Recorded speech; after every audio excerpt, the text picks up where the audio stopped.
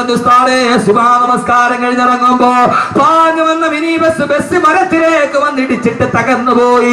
ആളുകളെല്ലാവരും കൂടി ഓടി വരുമ്പോ മനുഷ്യരെ പുറത്തെടുക്കാൻ കഴിയുന്നില്ല. തൊട്ടടുത്ത് ജോലി ചെയ്ത 2 JCB വിളിച്ചു കൊണ്ടുവന്നിട്ട് തകിട് മുഴുവനും പുറത്തെടുക്കുമ്പോ അതിന്റെ ഉള്ളിൽ കിടന്നിട്ട് 15 വയസ്സുള്ള പൊന്നുമോള് നിലവിളിക്കുകയാണ്. കയ്യിൽ പിടിച്ചു വലിച്ചെടുക്കാൻ പറ്റുന്നില്ല. അവളുടെ അരക്കെട്ടിന് താഴ്ഭാഗത്തേക്ക് ബസിന്റെ ഉള്ളിൽ അവശിഷ്ടത്തിന് കുടുങ്ങിക്കിടക്കുകയാ. അവൾ കിടന്ന് നിലവിളിച്ചു 3/4 മണിക്കൂറോളം 10,000 ഓടിക്കൂടിയിട്ട് ധരിച്ചു നിൽക്കാനല്ലാതെ രക്ഷിക്കണേന്ന് നിലവിളിക്കുമ്പോ ഒരു സുന്ദരി പെൺകുട്ടി നിലവിളിക്കുമ്പോ പിടിച്ചു കയറ്റാൻ കഴിയാതെ JCB വന്നിട്ട് തകിടങ്ങട് മാറ്റിയിട്ട് വലിച്ചെടുക്കുമ്പോ ഉസ്താദേ കയ്യിൽ പിടിച്ചു വലിച്ചെടുക്കുമ്പോ അവളുടെ നിലവിളി അവസാനിച്ചിരുന്നു. വലിച്ചെടുത്തപ്പോ അവളുടെ അരക്ക് മുകളിലോട്ടുള്ള ഭാഗമാണ് വന്നത്, അതിനപ്പുറത്തേക്കുള്ള ഭാഗമില്ല. ബസിന്റെ തകിടിന്റെ ഉള്ളിൽ പെട്ടിട്ട് അരയുടെ ഭാഗത്ത് വെച്ചിട്ട് 2ആയിട്ട് മുറിഞ്ഞു പോയ 15 വയസ്സുള്ള പൊന്നുമോളുടെ 3/4 മണിക്കൂർ മുമ്പ് സ്വപ്നം കണ്ട് നടന്നു പോയവേ അവൾ അതിന്റെ ഇടയിൽ 2 കഷണമായിട്ട് ചിതറിത്തെറിക്കുമ്പോ എന്തേ സഹോദരങ്ങളെ പൊട്ടിച്ചിരിച്ചും കൊണ്ടു നീ നടക്കുന്നു, കബറിൽ കടയിൽ കഫൻ തുണി നിന്നെയും നോക്കുന്നു. ആ ബസ്സിലിരുന്നിട്ട് പാരൽ കോളേജിലേക്ക് പോയ കോളേജ് വിദ്യാർത്ഥിനികളാ സീറ്റിലിരുന്നിട്ട് ആടിയും പാടിയും ചിരിച്ചുകൊണ്ട് നടന്നു പോകുമ്പോ പൊട്ടിച്ചിരിച്ചും കൊണ്ട് നീ നടക്കുന്നു, കടയിൽ കഫൻ തുണി നിന്നെയും നോക്കുന്നു. പൊട്ടിച്ചിരിച്ചുകൊണ്ട് നടന്നു പോകുമ്പോ അടുത്ത കടയിലിരുന്നിട്ട് കഫൻ തുണി നിന്നെ നോക്കി ചിരിക്കുകയാണ്. ചാടിക്കളിക്കുന്ന ആടുമെന്തറിയുന്നു പൊന്നുമോനെ, കൈ ഈ കുറ്റിയിൽ കെട്ടിയിട്ട് ആട്ടുംകുട്ടി കിടന്നിട്ട് ചാടുകയാണ്. ആട്ടുംകുട്ടിക്ക് അറിയില്ലല്ലോ അറക്കാരില്ല അറവുകാരൻ മറുഭാഗത്ത് കത്തിക്ക് മിനിസം കൂട്ടുന്നുണ്ട്. ഇങ്ങനെ ഒരു ആട്ടുംകുട്ടിയല്ലേ നീ? ആ മറുഭാഗത്ത് അറവുകാരൻ കത്തിക്ക് മൂർച്ച കൂട്ടുമ്പോ അറിയാതെ ആടിച്ചു നിൽക്കുന്ന ആട്ടുംകുട്ടിയെ പോലെ ഈ ദുനിയാവിൽ ജീവിക്കുമ്പോ ഈ ദുനിയാവിലെ ഏറ്റവും ഒരു ആഗ്രഹം എന്തായിരിക്കണം? ഞാൻ പറയുന്നു മറ്റൊരാഗ്രഹം ഉണ്ടാവരുത്. ഭാര്യയും മക്കളുമല്ല, പരലോകത്ത് കുടിമാടത്ത് നിന്ന് എഴുന്നേറ്റ് നിൽക്കുമ്പോ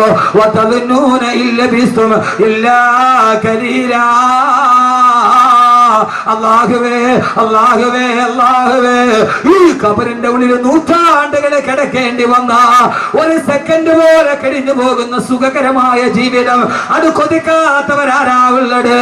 അല്ലാഹു തൗഫീഖ് നൽകി അനുഗ്രഹിക്കുമാറാകട്ടെ.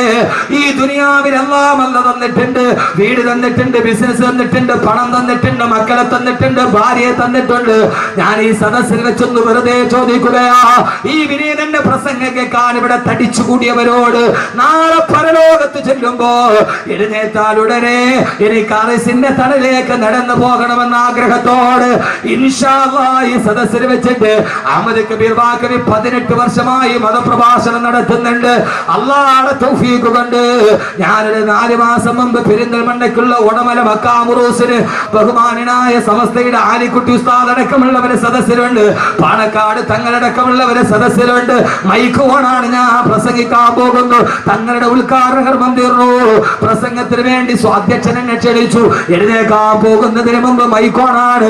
12 വയസ്സുള്ള ഒരു കുട്ടിയുടെ കയ്യിൽ പിടിച്ചിട്ട് ഒരു മനുഷ്യൻ കയറി വന്നിട്ട് പറഞ്ഞു, ഉസ്താദേ എന്റെ കുഞ്ഞിന് 12 വയസ്സായി, 17 ദിവസം മുമ്പ് അവരുടെ തലവേദന വന്ന മദ്രസയിൽ തലതുറ്റി താഴെ വീണു. താങ്ങിയെടുത്ത് പെരിന്തൽമണ്ണ മൗലാന ഹോസ്പിറ്റലിൽ കൊണ്ടുപോകുമ്പോ ഡോക്ടർമാര് പരിശോധിച്ചിട്ട് പറഞ്ഞു, കുഞ്ഞിന് ബ്രെയിൻ ട്യൂമറാ, കുഞ്ഞിന് ബ്രെയിൻ ട്യൂമറാ. 17 ദിവസത്തിലധികം ഈ കുഞ്ഞു ജീവിച്ചിരിക്കില്ല, 17 ദിവസത്തിലധികം ഈ കുഞ്ഞു ജീവിച്ചിരിക്കില്ല. കേട്ട ഉമ്മ തളർന്ന് താഴെ വീണു. വാപ്പ പൊട്ടിക്കരച്ചിലായി. അവസാനം ഈ സദസ്സിനെ സാക്ഷി നിർത്തി ഞാൻ പറയുകയാണ്, മഹാന്മാരായ പണ്ഡിതന്മാരും ബഹുമാനപ്പെട്ട തങ്ങന്മാരും ഇരിക്കുന്ന സദസ്സിൽ വെച്ചിട്ട് ആ മനുഷ്യൻ മൈക്കിലൂടെ പറഞ്ഞ പൊടിയ 10,000 കേട്ടടാ. അവിടെ വെച്ച് അദ്ദേഹം ഭാര്യയും ഭർത്താവും കൂടി ഈ തളർന്ന് കിടക്കുന്ന മകന്റെ തലയിൽ കൈവച്ചിട്ട് പറഞ്ഞു, ഇൻഷാ അല്ലാഹ് ബാക്കവി ഉസ്താദ് അടുത്ത സദസ്സിൽ വരുമ്പോ അവിടേക്കൊരു സദക്ക് നെയ്യത്താക്കുകയാ, ഈ മകന് അസുഖമൊന്ന് ശിവയാകാൻ. സഹോദരങ്ങളെ, ആ സദസ്സിൽ വെച്ച് പറഞ്ഞു, ഉസ്താദേ മരണം കാത്ത് 17 ദിവസത്തെ ആയുസ് പറഞ്ഞ മോന് 13ാമത്തെ ദിവസം വെന്റിലേറ്ററിൽ നിന്ന് ബോധം തെളിഞ്ഞു. അൽഹംദുലില്ലാഹ് 3 മാസം കഴിഞ്ഞൊരു പ്രശ്നവുമില്ല. പൈസ ഉസ്താദിന്റെ കയ്യിലൊന്ന് ഏൽപ്പിക്കാൻ വേണ്ടി വന്നതാന്ന് പറഞ്ഞ് ആ സദസ്സിൽ നിന്നൊരു സംഖ്യ എന്റെ കയ്യിൽ ഏൽപ്പിച്ചിട്ട് ഏതാണ്ട് 30,000-ത്തിലധികം ആളുകൾ ഞാൻ മഹിഷറ എവിടെയാണെന്ന് പറയുന്നതിന് മുമ്പ് ജീവിതം തുടങ്ങുന്നത് എവിടെയാണ്, ഭൂമിയിലാണോ ആകാശത്താണോ, ആദ്യം വരുന്നത് എവിടെയാണ് പറയുന്നതിന് മുമ്പ് ഈ തിങ്ങിക്കൂടിയ സദസ്സിന്റെ മുമ്പ് ഒരു ടെസ്റ്റ് ആയിട്ട് ഞാൻ ചോദിക്കുകയാ. ഇൻഷാ അല്ലാഹ് 30,000-ത്തിലധികം ആളുകൾ ഈ സദക്കയിൽ പങ്കെടുത്തിട്ടുണ്ട്. മാരകമായ ക്യാൻസർ വന്നിട്ട് ആമാശയം പഴുത്തു മാറിയിട്ട് അവസാനം ഡോക്ടർമാര് തള്ളിയ ഭാര്യയും ഭർത്താവും പോലും ഹജ്ജ് കഴിഞ്ഞിട്ട് തിരിച്ചു വന്നത് ഈ സദക്കയുടെ ബറക്കത്ത് കൊണ്ടാ. കാരണം എന്താ, ബാക്കവി ഇവിടെ എന്ന് പറഞ്ഞിട്ട് നാളെ ഞാൻ മലപ്പുറം ജില്ല, നാളെ ഞാൻ കരുനാഗപ്പള്ളിക്കടുത്ത് ക്ലാപ്പനയിലാണ്. ഈ കണിയാപുരത്ത് കിടന്ന് നിങ്ങൾ ഉറങ്ങിയാലും 10,000 നിങ്ങൾക്ക് വേണ്ടി ആമീൻ പറയും. എത്ര ആളുകളാ കഴിഞ്ഞ ആലുവയിലെ വാർഷിക പ്രഭാഷണത്തിൽ 1,00,000 യാസീൻ ഓതിയിട്ട് ദുആ ചെയ്തപ്പോ അല്ലാഹുവേ എന്റെ സദസ്സിൽ പല നിയ്യത്തുകൾ വെച്ചിട്ട് നേർച്ചയാക്കിയ ആരൊക്കെയുണ്ടോ അവരെ ഹലാലായ മുറാദുകളെ ഹാസിലാക്കണമെന്ന് പറഞ്ഞപ്പോ കേരളത്തിന്റെ അകത്തും പുറത്തുമുള്ള ലക്ഷക്കണക്കിന് ആളുകൾ ആമീൻ പറഞ്ഞ സദസ്സ്, അതിന്റെ ബറക്കത്ത് കൊണ്ടാണ് ഈ കാര്യങ്ങൾ നടക്കുന്നത്. ഇൻഷാ അല്ലാഹ് ഈ സദസ്സിൽ നിന്ന് ആരെങ്കിലും ഉസ്താദേ ഈ സദസ്സിന്റെ തുടക്കക്കാരനായി വാഫി കോഴ്സ് പഠിപ്പിക്കാൻ, ഈ കരിങ്കലിനെ കരയിപ്പിച്ച വിജ്ഞാനം പഠിപ്പിക്കാൻ, അടുത്ത കുട്ടികൾക്ക് കിടക്കണമെങ്കിൽ, അവർക്ക് ദറസ് പഠിക്കണമെങ്കിൽ, അവർക്ക് ഖുർആൻ ഓതണമെങ്കിൽ ഒരു വലിയ കെട്ടിടം കൂടി സ്ഥാപിക്കേണ്ടതുണ്ട്. ഈ സംഘാടകർക്ക് വലിയൊരു ആഗ്രഹവുമുണ്ട്. ഇൻഷാ അല്ലാഹ് ആ സംരംഭത്തിലേക്ക് ഏതാണ്ട് 43 ലക്ഷം രൂപ ചെലവ് വരുന്ന ആ സംരംഭത്തിലേക്ക് ആദ്യമായിട്ട് ആദ്യത്തെ ആളായി ഇൻഷാ അല്ലാഹ് ഞാൻ മരിച്ചാലും മണ്ണിന്റെ അടിയിൽ ഞാൻ പോയാലും എനിക്ക് കിട്ടുന്ന ഒരു സദഖ അല്ലാഹുവേ സ്വീകരിക്കണേ എന്ന നിയ്യത്തോട് ഏതാഗ്രഹം മനസ്സിൽ വെച്ചിട്ടാണോ അല്ലാഹു അതിനെ സ്വീകരിക്കുമാറാകട്ടെ. ഇവിടെ വെച്ച് വാഗ്ദാനം ചെയ്തിട്ട് 1, 2, 3, 4 ഭാഗമായിട്ട് കൊടുത്താൽ മതി, അല്ലാഹു സ്വീകരിക്കുമാറാകട്ടെ. ഒരു 66,666 രൂപ, സാധാരണ 6,666 ഞാൻ ചോദിക്കാറുണ്ട്. 66,666 രൂപ ഈ സദസ്സിൽ വെച്ചൊന്ന് വാഗ്ദാനം ചെയ്യാൻ അല്ലാഹുവിന്റെ റസൂൽ ചോദിച്ചാൽ ആദ്യമായിട്ട് പറയുന്നത് ഹബീബായ നബി മുഹമ്മദ് മുസ്തഫ, ഹബീബായ നബി മുഹമ്മദ് മുസ്തഫ, ഹബീബായ നബി മുഹമ്മദ് മുസ്തഫ സല്ലല്ലാഹു അലൈഹി വസല്ലം ചോദിച്ചാൽ ആദ്യമായിട്ട് ഒരാൾ പറയും അനയാ റസൂലല്ലാഹ്, ഞാൻ തരാ നബിയേ, ഞാൻ തരാ നബിയേ. ആ സമയത്ത് എഴുന്നേറ്റ് നിൽക്കും ബഹുമാനപ്പെട്ട സയ്യിദുനാ ഉസ്മാൻ ബിൻ അഫ്ഫാൻ റളിയല്ലാഹു തആല അൻഹു. യഹി ഇന്തിഹാ ഹേ, യഹി ഇബ്തിദാ ഹേ, യഹി റാസ്താ ഹേ, യഹി റഹ്റുമാ ഹേ, യഹി ഇബ്തിദാ ഹേ, ഇതാണ് തുടക്കം. യഹി ഇന്തിഹാ ഹേ, ഇവിടെയാണ് ഒടുക്കം. യഹി റാസ്താ ഹേ, ഇതാണ് വഴി, ഇതാണ് പാത, ഇതിലൂടെയാണ് സ്വർഗത്തിന്റെ പാത. ഈ സ്വർഗത്തിന്റെ പാത വെട്ടിത്തെളിച്ച നാളെ ഞാൻ ജനകോടികൾ പരലോകത്ത് പരിഭ്രാന്തിയോടെ നിറഞ്ഞു നിൽക്കുമ്പോ എന്റെ ബുറാക്കിന്റെ മുകളിൽ ഞാൻ കടന്നു വരുമെന്ന്, എന്റെ ബുറാക്കിന്റെ മുകളിൽ ഞാൻ കടന്നു വരുമ്പോ എന്റെ തൊട്ടു മുമ്പിൽ എന്റെ ഒട്ടകപ്പുറത്തുണ്ടാകും എന്റെ പൊന്നുമോള് ബീവി ഫാത്തിമ. അല്ലാഹുവിന്റെ റസൂല് പറയുകയാ, എന്റെ തൊട്ടു മുമ്പിൽ എന്റെ ഒട്ടകപ്പുറത്ത് എന്റെ കരളിന്റെ കഷണമേ ഫാത്തിമ, എന്റെ ജീവിതത്തിന്റെ വാത്സല്യമേ ഫാത്തിമ, എന്റെ പൊന്നുമോള് ഫാത്തിമ ഉണ്ടാകും. എന്റെ വലതു ഭാഗത്ത് അബൂബക്കർ ഉണ്ടാവും, എന്റെ ഇടതു ഭാഗത്ത് ഉമർ ഉണ്ടാവും, എന്റെ തൊട്ടുപുറകിലതാ അല്ലാഹു അക്ബർ, അല്ലാഹു അക്ബർ, അല്ലാഹു അക്ബർ, അല്ലാഹു അക്ബർ, അല്ലാഹു അക്ബർ, അല്ലാഹു അക്ബർ എന്ന ബാങ്കം വിളിച്ചുകൊണ്ട് എന്റെ തൊട്ടുപുറകിൽ എന്റെ ബിലാൽ ഉണ്ടാകുമെന്ന്. എന്റെ കറുത്തവനായ ബിലാൽ, എന്റെ കറുത്ത ബിലാൽ, ആ ബിലാൽ ബാങ്കം വിളിച്ചുകൊണ്ട് എന്റെ പുറകിൽ വരുമ്പോ ഈ ദുനിയാവില് ബാങ്ക് കേട്ടപ്പോ ആരൊക്കെയാണോ പള്ളിയിലോട്ട് കടന്നു വന്നത് അവരാ ലബ്ബൈക വസഅദൈക യാ റസൂലല്ലാഹ്, എന്നും പറഞ്ഞുകൊണ്ട് അവര് ബിലാലിന്റെ തൊട്ട് പുറകിന് വന്ന് ഒരുമിച്ച് കൂടുമെന്ന് ഹബീബായ നബി മുഹമ്മദ് മുസ്തഫ. വേണ്ടേ ചെറുപ്പക്കാരാ, പച്ച വ്യഭിചാരം പഠിപ്പിച്ച മെസ്സിയുടെ താരാരാധന നടത്തിയ മോഹൻലാൽ മമ്മൂട്ടി ഫാൻസ് അസോസിയേഷൻ പ്രകടിപ്പിച്ച എന്റെ പ്രിയപ്പെട്ട ചെറുപ്പക്കാരാ, മന്ദയെയും ഒക്കെ റോൾ മോഡലാക്കി മാറ്റിയ നാളെ ബിലാലിന്റെ പുറകിൽ നിൽക്കണ്ടേ, നാളെ മഹിസറയിൽ ബാങ്ക് വിളിക്കാൻ കഴിയണ്ടേ. അങ്ങനെ വരുമെന്ന് പറഞ്ഞ സഹാബത്ത് പറയുമ്പോ ഓ സമയത്താണ് അള്ളാന്റെ റസൂലിനോട് സഹാബത്ത് പറഞ്ഞു, തിരുദൂതരെ പ്രസംഗം നിർത്തല്ലേ നബിയെ, പ്രസംഗം അവസാനിപ്പിക്കല്ലേ നബിയെ, എന്തെങ്കിലും പരലോകത്തിന് രക്ഷപ്പെടാൻ എന്തെങ്കിലും പറഞ്ഞു തരാണ്, അങ്ങനെ നിർത്തല്ലേ യാ റസൂലല്ലാഹ്. അവിടുത്തെ ആളുകൾ നമ്മളെ പോലെയല്ല. നിങ്ങൾ ചിന്തിക്കുന്നുണ്ടാവും ഇയാളൊന്ന് വകന്നു നിർത്തിയാൽ എഴുന്നേക്കാമായിരുന്നു. അല്ല സഹോദരങ്ങളെ, അല്ല അല്ല സഹോദരങ്ങളെ, അല്ല അല്ല അല്ല. സഹാബത്ത് പറഞ്ഞു, നബിയെ നബിയെ നിർത്തല്ലേ നബിയെ, വകത് പറഞ്ഞിട്ട് നിങ്ങൾക്ക് ആഖിറത്തിലേക്ക് പ്രയോജനമില്ലാത്ത വകത് നിർത്തല്ലേ നബിയെ, എന്തെങ്കിലും ആഖിറത്തിൽ രക്ഷപ്പെടാൻ പറഞ്ഞതാ തിരുദൂതരെ യാ റസൂലല്ലാഹ്. ആ സമയത്ത് അല്ലാഹുവിന്റെ റസൂൽ പറഞ്ഞ സഹാബ, എന്നാൽ എപ്പോഴും പറഞ്ഞുകൊള്ളുക, യാദൽ ജലാലി വൽ ഇക്റാം അമിത്നാ അലാ ദീനിൽ ഇസ്ലാം, യാദൽ ജലാലി വൽ ഇക്റാം അമിത്നാ അലാ ദീനിൽ ഇസ്ലാം. ഞാൻ എന്റെ പ്രിയപ്പെട്ട സഹോദരങ്ങളോട്, ആത്മീയത ഏറ്റവും വലിയ കച്ചവട വസ്തുവായി മാറുന്ന ആത്മീയ ചൂഷണത്തിന്റെ പേരിൽ കേരളത്തിൽ ഏറ്റവും വലിയ സംവാദ പ്രതിവാദങ്ങൾ നടന്നുകൊണ്ടിരിക്കുമ്പോ, ആത്മീയ കച്ചവടം പൊതിപിടിക്കുമ്പോൾ എന്റെ പ്രിയപ്പെട്ട സഹോദരങ്ങളെ, ആരാ യഥാർത്ഥ വലിയാരാണ് എന്ന് തിരിച്ചറിയണമെങ്കിൽ അള്ളാഹുവിന്റെ വിശുദ്ധമായ ഖുർആൻ തന്നെ പറയുന്നുണ്ട് യഥാർത്ഥ വിലായത്തിന്റെ ഉടമസ്ഥനാരാ. അള്ളാഹുവിന്റെ വിശുദ്ധമായ ഖുർആനിൽ അള്ളാഹു തന്നെ വലിയന്റെ അടയാളം പറയുമ്പോ അത് പച്ചത്തലപ്പാവിന്റെ ഏറ്റവും വലിയ സമ്പന്നാടിസ്ഥാനത്തിന് കിട്ടിയ പച്ചക്കളറല്ല. പച്ച തസ്ബീഹുമാല ഇട്ടത് കൊണ്ട് ഒരാൾ വലിയാകണമെന്നില്ല. അള്ളാഹുവിന്റെ ഖുർആനിൽ അള്ളാഹു പറയുകയാണ് വലിയന്റെ അടയാളം എന്താ? ഖുൽ യാ അയ്യുഹല്ലദീന ഹാദൂ ഇൻ സഅംതും അന്നകും ഔലിയാഉ ലില്ലാഹ് മിൻ ദൂനിൻ നാസി ഫതമന്നഉൽ മൗത ഇൻ കുൻതും സ്വാദിഖീൻ. അള്ളാഹുവിന്റെ പ്രവാചകൻ നബി മുഹമ്മദ് മുസ്തഫ, ആദരവായ പ്രവാചകൻ നബി മുഹമ്മദ് മുസ്തഫ,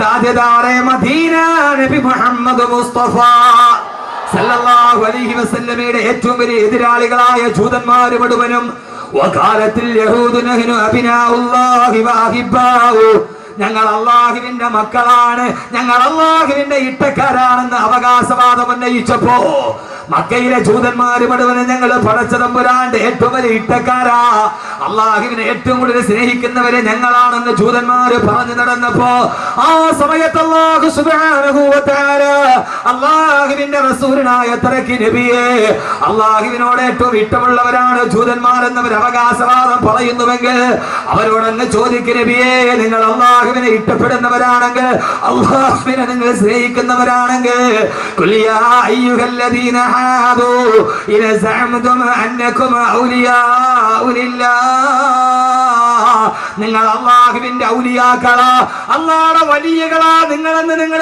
ആടുകൾക്ക് 40 വട്ടം പറഞ്ഞുകൊണ്ടിരിക്കുന്നെങ്കിൽ വിലായത്തിന്റെ അടയാളം എന്താ? അള്ളാഹുന്റെ ഔലിയാക്കളാണ് നിങ്ങളെങ്കിൽ ഫതമന്നഉൽ മൗത, നിങ്ങൾക്ക് മരിക്കാൻ ധൈര്യമുണ്ടോ? നിങ്ങൾക്ക് മരിക്കാൻ ധൈര്യമുണ്ടോ? എത്രയും പെട്ടെന്ന് ഈ ഭൂമിയിൽ നിന്ന് ഭരിച്ചിട്ട് എന്റെ അടുക്കലേക്ക് വരാൻ നിങ്ങൾക്ക് ധൈര്യമുണ്ടോ എന്ന് അവരോട് ചോദിക്കുക. അള്ളാഹുവിന്റെ ചോദ്യം ഇറങ്ങി. അള്ളാഹുവിനെ ഇഷ്ടപ്പെട്ടവരാണെങ്കിൽ, പടച്ചറപ്പിനെ സ്നേഹിക്കുന്നവരാണെങ്കിൽ, പടച്ചറപ്പിന്റെ ഇട്ടക്കാരാണെങ്കിൽ, പടച്ചറപ്പിനെ സ്നേഹിക്കുന്നവരാണെങ്കിൽ, പടച്ചറപ്പിന്റെ സ്വർഗത്തിന്റെ അവകാശികളാണെങ്കിൽ നിങ്ങൾക്ക് ആർക്കെങ്കിലും കഴിയോ? നിങ്ങൾ ആരെങ്കിലും മരണത്തെ ഇഷ്ടപ്പെടുമോ? ഈ ഭൂമിയിൽ നിന്ന് മരിച്ചിട്ട് എന്നെ മണ്ണിന്റെ അടിയിലേക്ക് വരാൻ, പരലോകത്തേക്ക് എഴുന്നേറ്റ് നിൽക്കാൻ.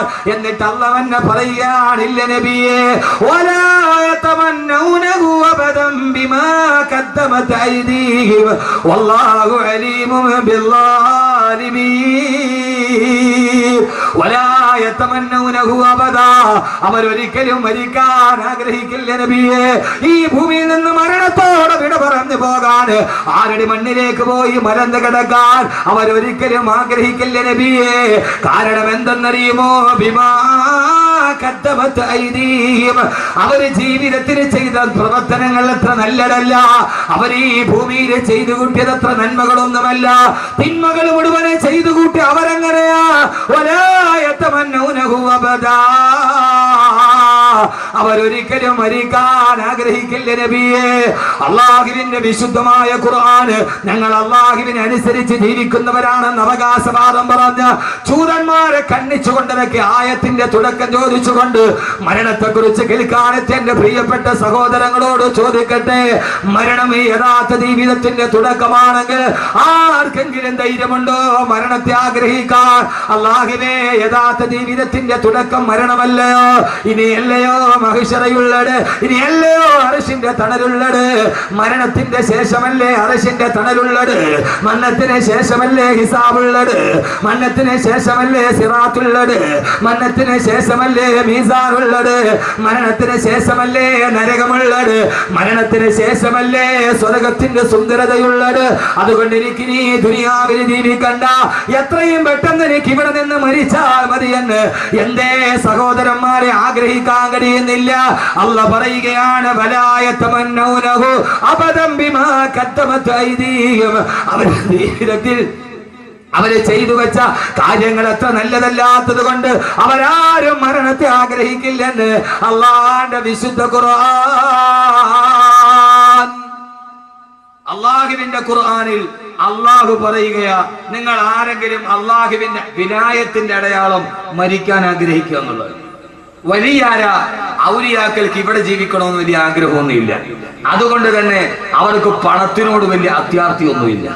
അല്ലാഹുവിന്റെ യഥാർത്ഥ വലിയകളാര അവര് പണത്തിനോട് ആർത്തികളുള്ളവർ. അവർ ആയിരത്തോടും ലക്ഷങ്ങളോടും കോടികളോടും ആർത്തിയുള്ളവരല്ല.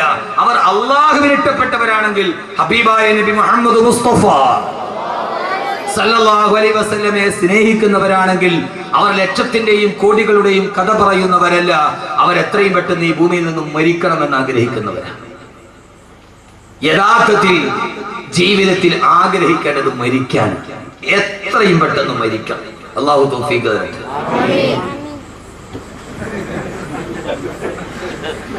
എത്രയും പെട്ടെന്ന് ഈ ഭൂമിയിൽ നിന്ന് മരിക്കണം. അല്ലാഹു തൗഫീഖ് തരട്ടെ. ഒരൊറ്റ പെണ്ണുങ്ങൾ ആമീൻ പറഞ്ഞിട്ടുണ്ട്. കാരണം എന്താ? അവർ കണ്ട സീരിയൽ പകുതി പോലും ആയിട്ടില്ല. എന്റെ കൊച്ചിന്, എന്റെ ആദ്യത്തെ കുട്ടിക്ക് അവനെ പ്രസവിച്ചതിനാണ് ഒരു സീരിയൽ തുടങ്ങിയത്. ഞാൻ മിനിങ്ങാന്ന് ഭാര്യയോട് പറഞ്ഞു, അത് ഇതുവരെ തീർന്നിട്ടില്ലാന്ന്. അത് ആദ്യ സംവിധാനം ചെയ്ത ആളും മരിച്ചു, രണ്ടാമത് സംവിധാനം ചെയ്ത ആളും മരിച്ചു. ഇനി അയാളുടെ മോനാണ് സംവിധാനം ഇപ്പൊ ചെയ്യുക. സീരിയൽ പകുതിയായിട്ടും അതിൽ ആദ്യത്തെ ദുഷ്ട പിന്നെ നന്നാവും, പിന്നെ അവള് ദുഷ്ടയാവും, പിന്നെ അടുത്ത് നന്നാവും. അമ്മാതിരി. അപ്പൊ ഇനിയിപ്പൊ അത് തീർന്നിട്ട് അതിന്റെ ക്ലൈമാക്സ് കാണാതെ എങ്ങനെ മരിക്കാൻ? പച്ചപ്പൊട്ടി, പച്ചപ്പൊട്ടി, പൊട്ടി വേറെ പച്ചപ്പൊട്ടി. ഈ ഇരിക്കുന്നത് പച്ചപ്പൊട്ടികളാണ്. കാരണമല്ല, മേക്കപ്പിന്റെ സാരി ഉടുത്ത് ഗ്ലിസറിൻ തേച്ചിട്ട് കരയുന്ന പെണ്ണിനെ കണ്ടിട്ട്, കണ്ണിന് ഗ്ലിസറിൻ തേച്ചിട്ട് കരയുന്ന പെണ്ണിനെ കണ്ടിട്ട് 21 ഇഞ്ചിന്റെ മുമ്പിൽ ഇരുന്നിട്ട് പൊട്ടിക്കരഞ്ഞ പച്ചപ്പൊട്ടിയാണ്. പച്ചപ്പൊട്ടി. അവള് കരയുന്നത് ഗ്ലിസറിൻ തേച്ചിട്ടാണ്. അവള് ക്യാമറയുടെ മുമ്പിൽ ആ സീരിയലുകാരി കളഞ്ഞത്. ഒരു സീരിയൽ നടിക്ക് 500 സാരി ഉണ്ടെന്നാണ് ഇന്നത്തെ വനിതയുടെ റിപ്പോർട്ട്. 500 സാരി. യഥാർത്ഥത്തിൽ അഭിനയം പച്ചപ്പൊട്ടി എന്നല്ലാതെ അതിന്റെ അപ്പുറത്തേക്ക് പറയാൻ കഴിയില്ല. ഗ്ലിസറിൻ തേച്ച് കരയുന്ന ആ പെണ്ണ്, 500 സാരിയുള്ള പെണ്ണ് ഒരു ദിവസം 10 പ്രാവശ്യം സാരി മാറി മാറി ഉടുത്ത് ക്യാമറയുടെ മുമ്പിൽ ഗ്ലിസറിൻ തേച്ചിരിക്കുന്ന പെണ്ണിനെ കണ്ടിട്ട് കരഞ്ഞ പെണ്ണ്, അവളാണ് പച്ചപ്പൊട്ടി. അതിനേക്കാൾ വലിയ പൊട്ടി വേറെ ലോകത്തിലാണ്. പച്ചപ്പൊട്ടി. നിങ്ങൾ പറഞ്ഞ കാര്യം. യഥാർത്ഥത്തിൽ എന്റെ പ്രിയപ്പെട്ട സഹോദരങ്ങളെ, ഏറ്റവും പ്രധാനപ്പെട്ട ജീവിതം മരണത്തിന് ശേഷമാണ്. മരിക്കുക എന്ന് പറയുന്നത് സന്തോഷമാണ്. അല്ലാഹു ആ സന്തോഷം നമുക്ക് നൽകി അനുഗ്രഹിക്കട്ടെ. ആമീൻ പറയും മനുഷ്യന്മാരെ. അതുകൊണ്ടല്ലേ അല്ലാഹുവിന്റെ വിശുദ്ധമായ ഖുർആൻ പറഞ്ഞത് എന്താ? കുല്ലു നഫ്സിൻ ദായിഖത്തുൽ മൗത്ത്. കുല്ലു നഫ്സിൻ ദായിഖത്തുൽ മൗത്ത്. എല്ലാ മനുഷ്യ ശരീരവും യഥാർത്ഥത്തിൽ നമുക്ക് അറിയാവുന്ന ചില ആയത്തുകളുണ്ട്. നമ്മൾ ഏറ്റവും കൂടുതൽ കേട്ടിട്ടുള്ള ആയത്താണ് കുല്ലു നഫ്സിൻ ദാഇഖത്തുൽ മൗത്ത്. എന്താ അതിന്റെ അർത്ഥം? ഇതാ ദറസ് എന്നതിന്റെ ഗുണം. എല്ലാ ജീവജാലങ്ങളും മരണപ്പെട്ടു പോകും. ഇത് നമ്മൾ പണ്ട് മുതലേ പറഞ്ഞു പഠിച്ച ഒരർത്ഥമാണ്. ചില ആയത്തുകൾ നമുക്ക് ആയത്തറിയാം, പക്ഷെ അർത്ഥം അറിയില്ല. അതിൽ വലിയ ഹിസാൻ വൈത്തായതിൽ കുറവ്. അപ്പം നമുക്കറിയാം ജുമയുടെ ശക്തം ബെല്ലടിച്ചു, പള്ളിക്കകത്ത് ഒരാൾ ബെല്ല ആയത്ത് കേൾക്കുമ്പോൾ മോനെ ഒന്നുകൂടി ഒത്തിരി സൗണ്ട് തുറന്നു വിട്ടേ, ഒരു ഇത്തിരി എക്കോ വെറുതെ വിട്ടാ ഷേഹുനാന്ന് പറഞ്ഞാൽ ഹുനാന്ന് കേൾക്കണത്, എന്നാലേ തന്നെ സുഖമുള്ളൂ. ആ സമയം യഥാർത്ഥത്തിൽ നമ്മൾ പണ്ട് മുതലേ പറഞ്ഞു പഠിച്ച ഒരർത്ഥമാണ് കുല്ലു നഫ്സിൻ ദാഇഖത്തുൽ മൗത്ത്. എല്ലാ ജീവജാലങ്ങളും മരണം. ഇവിടെ എല്ലാ ജീവജാലങ്ങളും മരിക്കുമെന്നല്ല, കുല്ലു നഫ്സിൻ ദാഇഖത്തുൽ മൗത്ത്. എല്ലാ ജീവജാലങ്ങളും മരണത്തിന്റെ രുചിയേറിയും. റാക്ക എന്ന് പറഞ്ഞാൽ രുചിക്കുക. മരണത്തിനൊരു രുചിയുണ്ടെന്ന് വിശുദ്ധ ഖുർആൻ. മരണത്തിന് രുചിയുണ്ട്. ഓണമെടുത്തപ്പോ സീരിയലുകളിൽ മുഴുവനും ചാനലുകൾ മുഴുവനും എല്ലാ പത്രപ്രസിദ്ധീകരണങ്ങളും പായസം ഉണ്ടാക്കുന്ന രുചിയുടെ വകഭേദങ്ങൾ പറയുമ്പോ എല്ലായിടത്തും പായസത്തിന്റെ രുചിയാണ്. അൽസാദിന് 101 കറിയാണ് ഇപ്രാവശ്യം ഗിന്നസ് ബുക്കിൽ കയറാൻ പോയ കഴക്കൂട്ടത്ത്. എല്ലായിടത്തും രുചിയുടെ കഥകൾ. യഥാർത്ഥത്തിൽ എന്റെ പ്രിയപ്പെട്ട സഹോദരങ്ങളെ, ഏറ്റവും വലിയ രുചിയേടാ. അള്ളാന്റെ ഖുർആൻ പറയുകയാണ് കുല്ലു നഫ്സിൻ ദാഇഖത്തുൽ മൗത്ത്.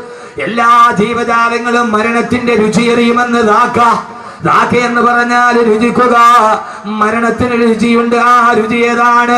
ഏതായാലും ലോകത്ത് രണ്ട് രുചിയേ ഉള്ളൂ. ഒന്നുകിൽ അത് മധുരമാണ്, അല്ലെങ്കിൽ അത് കയ്പാണ്.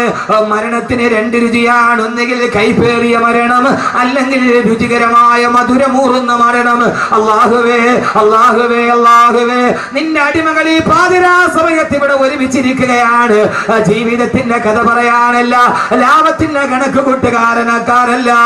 അല്ലാഹുവേ, ഞങ്ങളുടെ ഏറ്റവും വലിയ കച്ചവടം മരണത്തിന് ശേഷമുള്ള കച്ചവടമാണ്. ഞങ്ങളുടെ മരണം നീ രുചികരമാക്കണേ അല്ലാ. ഞങ്ങളുടെ മരണം നീ രുചികരമാക്കി തരണേ തമ്പുരാനെ. ഏറ്റവും രുചികരമായ മരണം കാണുമ്പോ, അതുകൊണ്ടല്ലേ ആദരവായ പ്രവാചകൻ നബി മുഹമ്മദ് മുസ്തഫ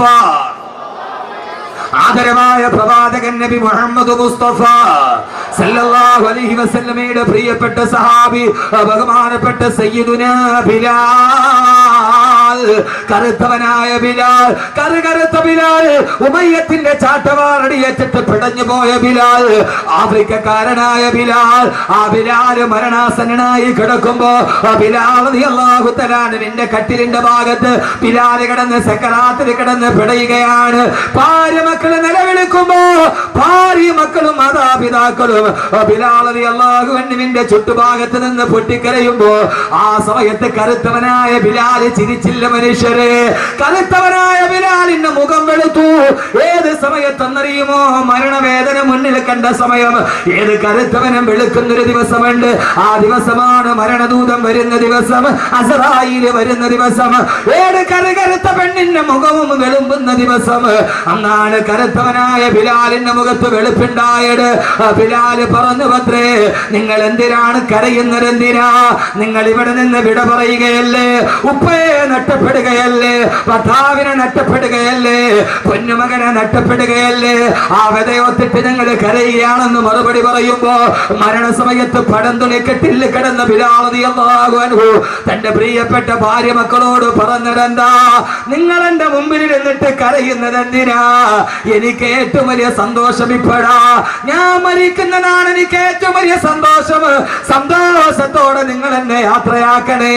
കാരണം മരിച്ചു കഴിഞ്ഞാല് ഞാൻ പോകുന്നത് എവിടേക്കാണ്? അൽകാ മുഹമ്മദൻ വഹിസുബാ, അൽകാ മുഹമ്മദൻ വഹിസുബാ.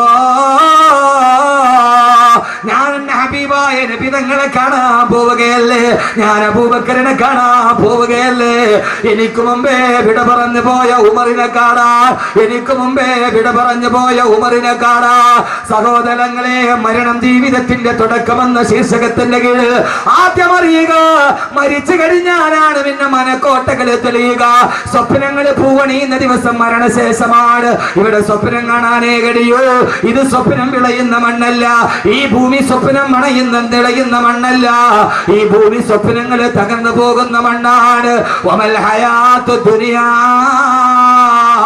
ഇല്ലാ മതാഉൽ ഗുറൂർ. ഈ ദുനിയാവിലെ സ്വപ്നങ്ങൾ പൂവണിഞ്ഞിട്ട് ഒരാളും പോയിട്ടില്ല. ഒരു മനുഷ്യന്റെ ഈ സ്വപ്നങ്ങൾ ഇവിടെ പൂവണിഞ്ഞിട്ടില്ല. ആളുകളെ കുട്ടുകുടാ ചിരിപ്പിച്ചവരെ ചിരിക്കാൻ കഴിയാത്ത ഭൂമി. എന്റെ പ്രിയപ്പെട്ട സഹോദരങ്ങള്, എന്റെ പ്രിയപ്പെട്ട ചെറുപ്പക്കാരാ, 2.5 മണിക്കൂർ സിനിമാ കോട്ടയിൽ നിന്നെ കുടുകുടാ ചിരിപ്പിച്ച തിരുവനന്തപുരം ജില്ലക്കാരൻ, നിന്നെ കുടുകുടാ ചിരിപ്പിച്ച ഹാസ്യതാരം ഇന്ന് വെല്ലൂര് ഹോസ്പിറ്റലിൽ നിന്ന് വീട്ടിലിരുന്ന് പൊട്ടിക്കരയുകയാണ്. അയാൾക്ക് ചിരിക്കാൻ കഴിയുന്നില്ല. 2.5 മണിക്കൂർ നിന്നെ പൊട്ടിച്ചിരിപ്പിച്ചവര് ഇന്ന് കസേരയിരുന്നിട്ട് ചിരിക്കാൻ കഴിയുന്നില്ല. മറ്റൊരുത്തനെ ചിരിപ്പിച്ചവരെ ചിരിക്കാൻ കഴിയാത്ത ലോകം. 2.5 മണിക്കൂർ നിന്നെ പൊട്ടിച്ചിരിപ്പിച്ച ഇരിങ്ങാലക്കുടക്കാരൻ ഇന്നസെന്റിന് ജീവിതത്തിൽ ചിരിക്കാൻ കഴിഞ്ഞിട്ടില്ല. ആ മഹാനായ നടൻ പോലും, നിങ്ങളുടെ ഭാഷയിൽ ഞാൻ പറഞ്ഞാൽ ആ വലിയ നടൻ പോലും പറഞ്ഞത് എന്തെന്നറിയുമോ? സിനിമയിൽ ഞാൻ 200ഓളം സിനിമയിൽ ഞാൻ അഭിനയിച്ചിട്ടുണ്ട്. ഇങ്ങനെ ഒരു തിരക്കഥ ഒരു നിർമ്മാതാവും ഇതേവരെ എന്നോട് പറഞ്ഞിട്ടില്ല. അദ്ദേഹത്തിന് ക്യാൻസർ വന്നു അത്രേ. രോഗത്തോട് മല്ലടിച്ച് അവസാനം ചെക്കപ്പിന് പോയപ്പോ ഭാര്യ തൊട്ടടുത്തിരിക്കുന്നുണ്ട്. ഡോക്ടർ പറഞ്ഞു, നിങ്ങളുടെ രോഗം പൂർണ്ണമായി ഭേദമായി. തലേ ദിവസം ഭാര്യയ്ക്കൊരു തലവേദന വന്നു. അതിന്റെ റിസൾട്ട് വാങ്ങിക്കാൻ അതേ ഡോക്ടർ തന്നെ പറഞ്ഞു. ഒരേ സമയത്ത് തന്നെ അറ്റൻ ടൈമിന് തന്നെ ഇന്നസെന്റിനോട് പറഞ്ഞു അത്രേ, നിങ്ങളുടെ രോഗം പൂർണ്ണമായി ഭേദമായി. റിസൾട്ട് വാങ്ങിച്ചിട്ട് ഭാര്യയോട് പറഞ്ഞു, ഭാര്യയ്ക്ക് ക്യാൻസർ ആണ്, ഭാര്യയ്ക്ക് ക്യാൻസറിന്റെ തുടക്കമാണ്. ഭർത്താവിന് രോഗശമനം വന്ന ദിവസം തന്നെ ഭാര്യയ്ക്ക് ക്യാൻസർ പിടിപെട്ട ഒരു തിരക്കഥ ഇന്നേ വരെ അപ്രഭാളികളിൽ ഞാൻ കണ്ടിട്ടില്ല. ഞാൻ എന്റെ ജീവിതത്തിലാണ് ഇത് അനുഭവിച്ചത്. സഹോദരങ്ങളെ, ഇന്ത്യ രാജ്യത്തെ മുഴുവനും അടക്കി ഭരിച്ച ഇന്ത്യൻ നാഷണൽ കോൺഗ്രസിന്റെ പ്രസിഡന്റും പോയി ലണ്ടനിലേക്ക് ചികിത്സയ്ക്ക് വേണ്ടി. ഇന്ത്യ അടക്കി പിടിച്ച പെണ്ണിന്, ഇന്ത്യ അടക്കി പിടിച്ച ഇറ്റലിക്കാരി പെണ്ണിന് ജീവിതത്തിൽ ഇപ്പൊ ചിരിക്കാൻ കഴിയുന്നില്ല. നാടകമേ ഉലകം, നാളെ നടപ്പതേ ആരറിവാൾ. തമിഴന്റെ വാക്കുകളാണ് വലുത്. നാടകമേ ഉലകം, നാളെ നടപ്പതേ ആരറിവാൾ. ഈ ഉലകം നാടകമാണ്. ഇതൊരു നാടകത്തേതിയിലെ തിരക്കഥയാണിത്. നമ്മൾ ഈ നാടകത്തിലെ അഭിനേതാക്കളാണ്. ഇടയ്ക്ക് വില്ലൻ നായകനാവുന്നു, ഇടയ്ക്ക് നായകന് വില്ലനായി മാറുന്നു. സഹോദരങ്ങളെ, ഇത് ദുനിയാവ്, സ്വപ്നം കരിഞ്ഞ ഭൂമിയാണ് ഈ ദുനിയാവ്. ദുനിയാവ് സൂക്ഷിക്കേണ്ടതാണ് നെഞ്ച, പരലോക നന്മയ്ക്കുള്ളതായാൽ മുഞ്ച. ഈ ദുനിയാവ്, ഇത് വിട പറയുന്ന ലോകം, സ്വപ്നങ്ങൾ കാണാൻ കഴിയാത്ത ലോകം. ഈ മദ്രസയുടെ സെക്രട്ടറിക്ക് ഒരു മകളുണ്ടായിരുന്നു. 8 വയസ്സ് വരെ പൊട്ടിച്ചിരിച്ച പൊന്നുമോൾ, ഉപ്പയുടെ കൈ പിടിച്ച് നടന്നു പോയ പൊന്നുമോൾ കഴിഞ്ഞ റമളാനിൽ ജീവിതത്തിലേക്ക് വന്നത് സഹിക്കാൻ പറ്റാത്ത വാർത്ത. ഇക്കഴിഞ്ഞ ദിവസം നടന്നു പോയത് 22 ദിവസം മുമ്പ് ആ മനുഷ്യൻ കയ്യിൽ പിടിച്ച് നടത്തിയ 8 വയസ്സുകാരി മോൾ എവിടേക്കോ പോയി, ആരടി മണ്ണിലേക്ക്. ഇനി എന്നാണ് ഉപ്പയാ മോളെ കാണുക? 8 വയസ്സ് വരെ കയ്യിൽ താലോലിച്ച് നടന്ന ഉമ്മ തന്നെ ഏത് കവിടത്താണോ മുത്തം കൊടുത്തത്, ആ മുത്തം കൊടുത്ത മകളെ ഇനി എന്നാണ് കാണുക? എവിടെയാണ് ആരടി മണ്ണിലേക്ക് പോവുക? സഹോദരങ്ങളെ, കെട്ടിപ്പൊക്കിയതെല്ലാം തകർന്നു പോകുന്ന ഈ ദുനിയാവിൽ ആ മകൾ ഉപ്പയെ കാത്തിരിക്കുന്നുണ്ട്. എപ്പോഴെന്നറിയുമോ? മരണം ജീവിതത്തിന്റെ തുടക്കമാണ്. ആ ഉപ്പയെ കാത്തു മകളിരിക്കുന്നുണ്ട്. എവിടെയെന്നറിയുമോ? നിന്റെ കബറിലേക്ക് കൊണ്ടുപോയി നിന്നെ മയ്യത്തിറക്കി വെച്ചിട്ട് അതിന്റെ മുകളിലേക്ക് ഒരു പിടി മണ്ണും വാരിയിട്ടിട്ട് മിൻഹാ ഖലഖനാകും വഫീഹാ നുഈദുകും വമിൻഹാ നുഖ്രിജുകും താറതൻ ഉഖറാ. പെരുങ്കല്ല് മുകളിൽ വെച്ചു മിൻഹാ തൊട്ട് ഓതിയിട്ടു മണ്ണും ഇട്ട് സ്ഥലവും വീട്ട് അതിന്റെ മുകളിൽ ഒരു പെരുങ്കല്ലും വെച്ചിട്ട് എല്ലാവരും വിട പറഞ്ഞു കഴിയുമ്പോ മണ്ണിട്ട് മൂടിയിട്ട് കബറിന്റെ ഉള്ളിലേക്ക് വെച്ചിട്ട് വിട പറയുമ്പോ ആ സമയത്ത് കബറിലേക്ക് ആദ്യം വരുന്നത് അടക്കി പിരിഞ്ഞിട്ട് പള്ളിക്കാട്ടിൽ നിന്ന് സർവരും പോകുമ്പോ കബറിലേക്ക് ആദ്യം വരുന്നത് മുൻകരൻ നക്കീറുമല്ല, അടുത്തേക്ക് വരുന്നത് മലക്കുകളല്ല. അതിനു മുമ്പ് നിന്റെ ഉപ്പ മരിച്ചു പോയിട്ടുണ്ടെങ്കിൽ, നിന്റെ ഭാര്യ മരിച്ചു പോയിട്ടുണ്ടെങ്കിൽ, നിന്റെ ബന്ധുക്കൾ മരിച്ചു പോയിട്ടുണ്ടെങ്കിൽ, നിന്റെ പൊന്നുമോള് മരിച്ചു പോയിട്ടുണ്ടെങ്കിൽ അവരുടെ ആത്മാവ് കബറിൽ കിടക്കുന്നവനെ കാണാനെത്തുമെന്ന് ഇതേവരെ കള്ളം പറയാത്ത നാവ് കൊണ്ട് റൂഹി ഫിദാ നബി മുഹമ്മദ് മുസ്തഫ.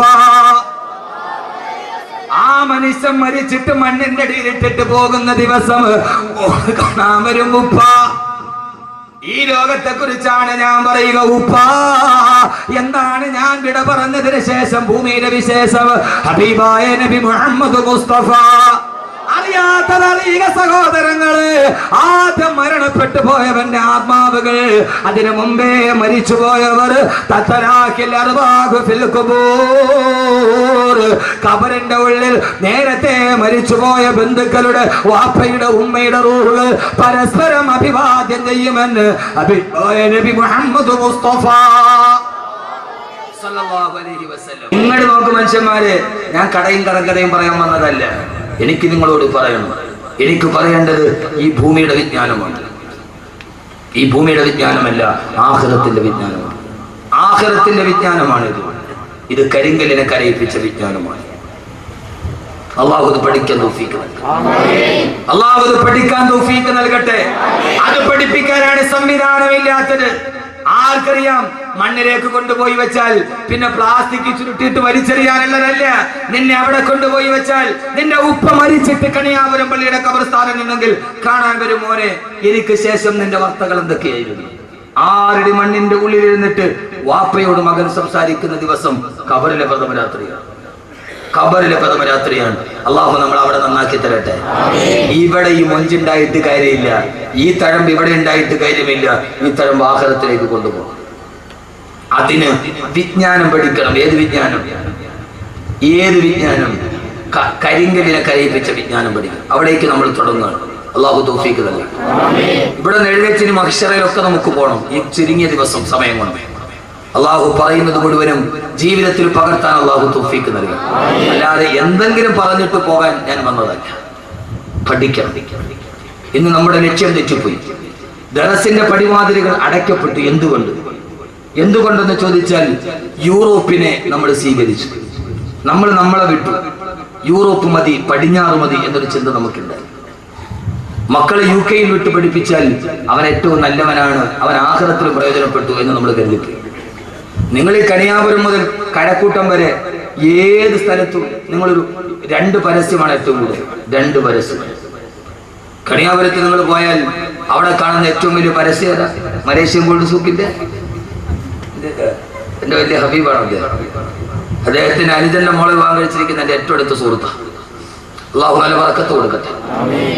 മലേഷ്യൻ ഗോൾഡ് സൂക്കിന്റെ പരസ്യം നമ്മൾ കാണും. പക്ഷെ അതിനേക്കാൾ കൂടുതൽ കണിയാപുരം മുതൽ കഴക്കൂട്ടം വരെ പോയാൽ, അല്ലെങ്കിൽ തിരുവനന്തപുരം വരെ പോയാൽ ഏത് ഇലക്ട്രിക് പോസ്റ്റിലും 2 പരസ്യമാണ് കൂടുതൽ. ഒന്ന്, UK പഠിക്കാൻ അവസരം.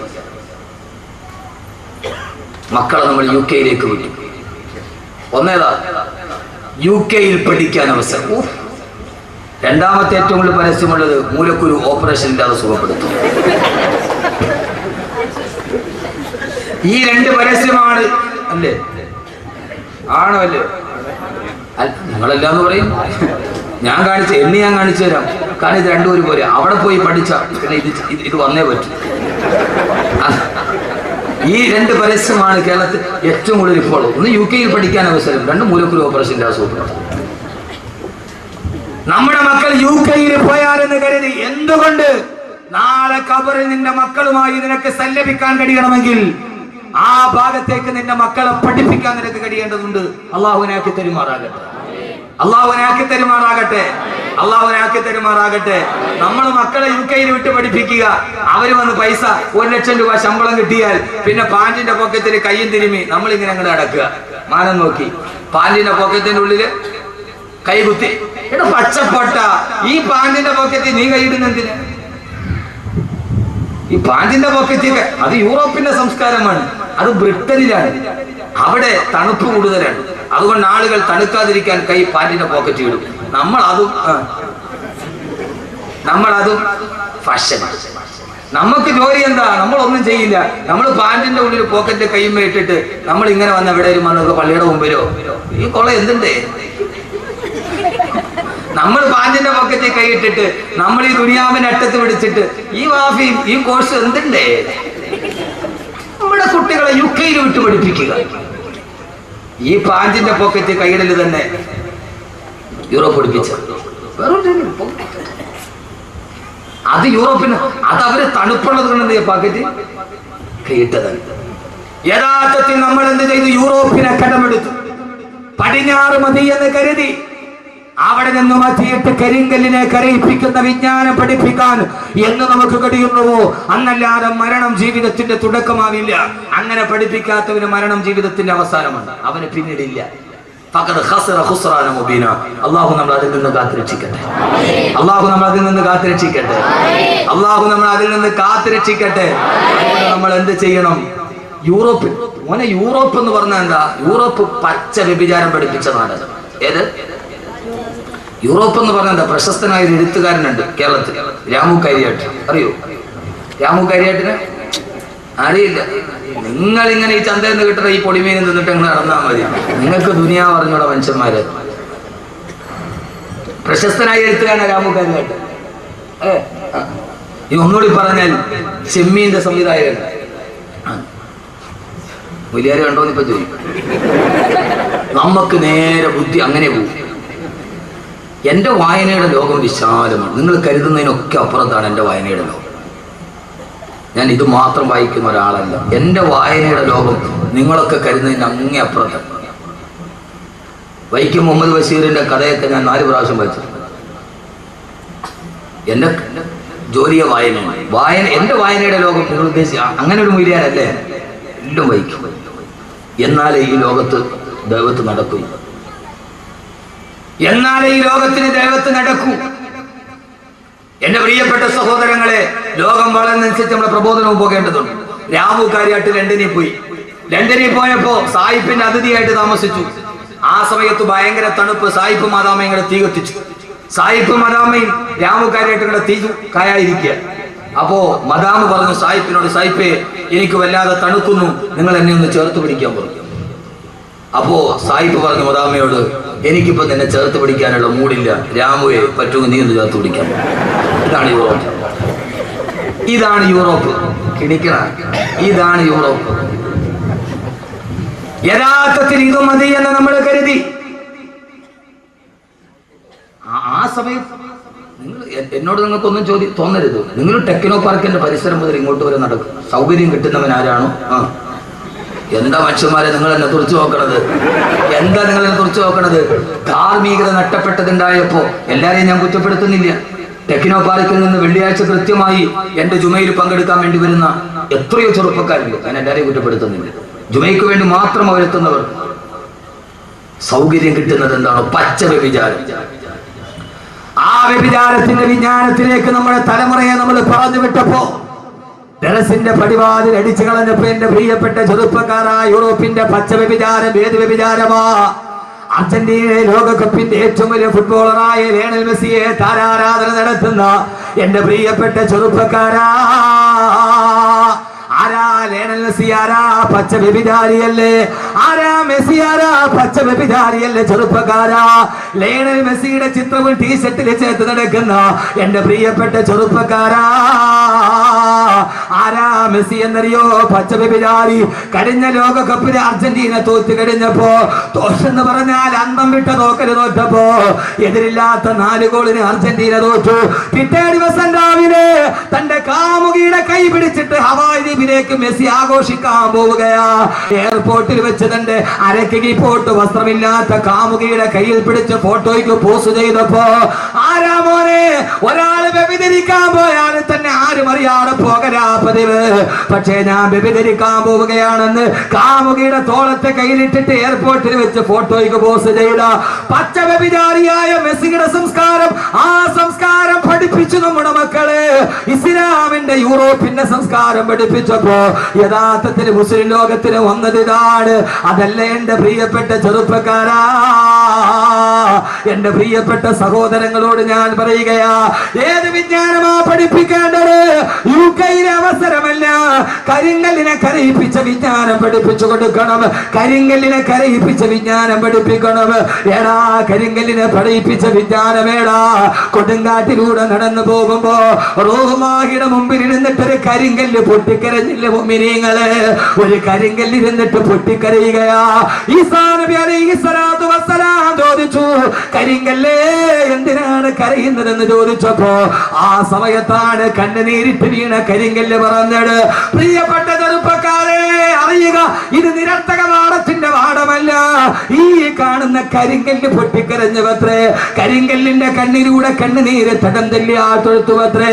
റൂഹുല്ലാഹി ഈസാ നബി ചോദിച്ചു, കരിങ്കല്ലേ എന്തിനാണ് കരയുന്നതെന്ന് ചോദിച്ചപ്പോ ആ സമയത്താണ് കരിങ്കല്ല് പറഞ്ഞത്, അൽഹമനി റബ്ബി വഖൂദുഹ الناس والحجارة. എന്റെ അല്ലാഹു എനിക്ക് അറിയിപ്പിച്ചു തന്നു, നാളെ നരകത്തിൽ തീ പിടിപ്പിക്കാൻ ഉപയോഗിക്കുന്നത് കരിങ്കല്ലിനെയാണ്. നാളെ നരകത്തിന്റെ കുണ്ടത്തിലോട്ട് വലിച്ചു വെക്കുന്നത് മനുഷ്യരെയും കരിങ്കല്ലുകളെയുമാ എന്ന് അല്ലാഹു എനിക്ക് അറിയിപ്പിച്ചു തന്നു. അതറിഞ്ഞത് മുതൽ ഞാൻ ഇവിടെ ഇരുന്ന് കരയുകയാണെന്ന് പറഞ്ഞു കരിങ്കല്ല്. ആ കരിങ്കല്ലിനെ പോലെ തന്നെയാ മനുഷ്യന് നരകത്തിലെ തീക്കുണ്ടങ്ങളാ. എന്തേ മനുഷ്യരെ കരയുന്നില്ല?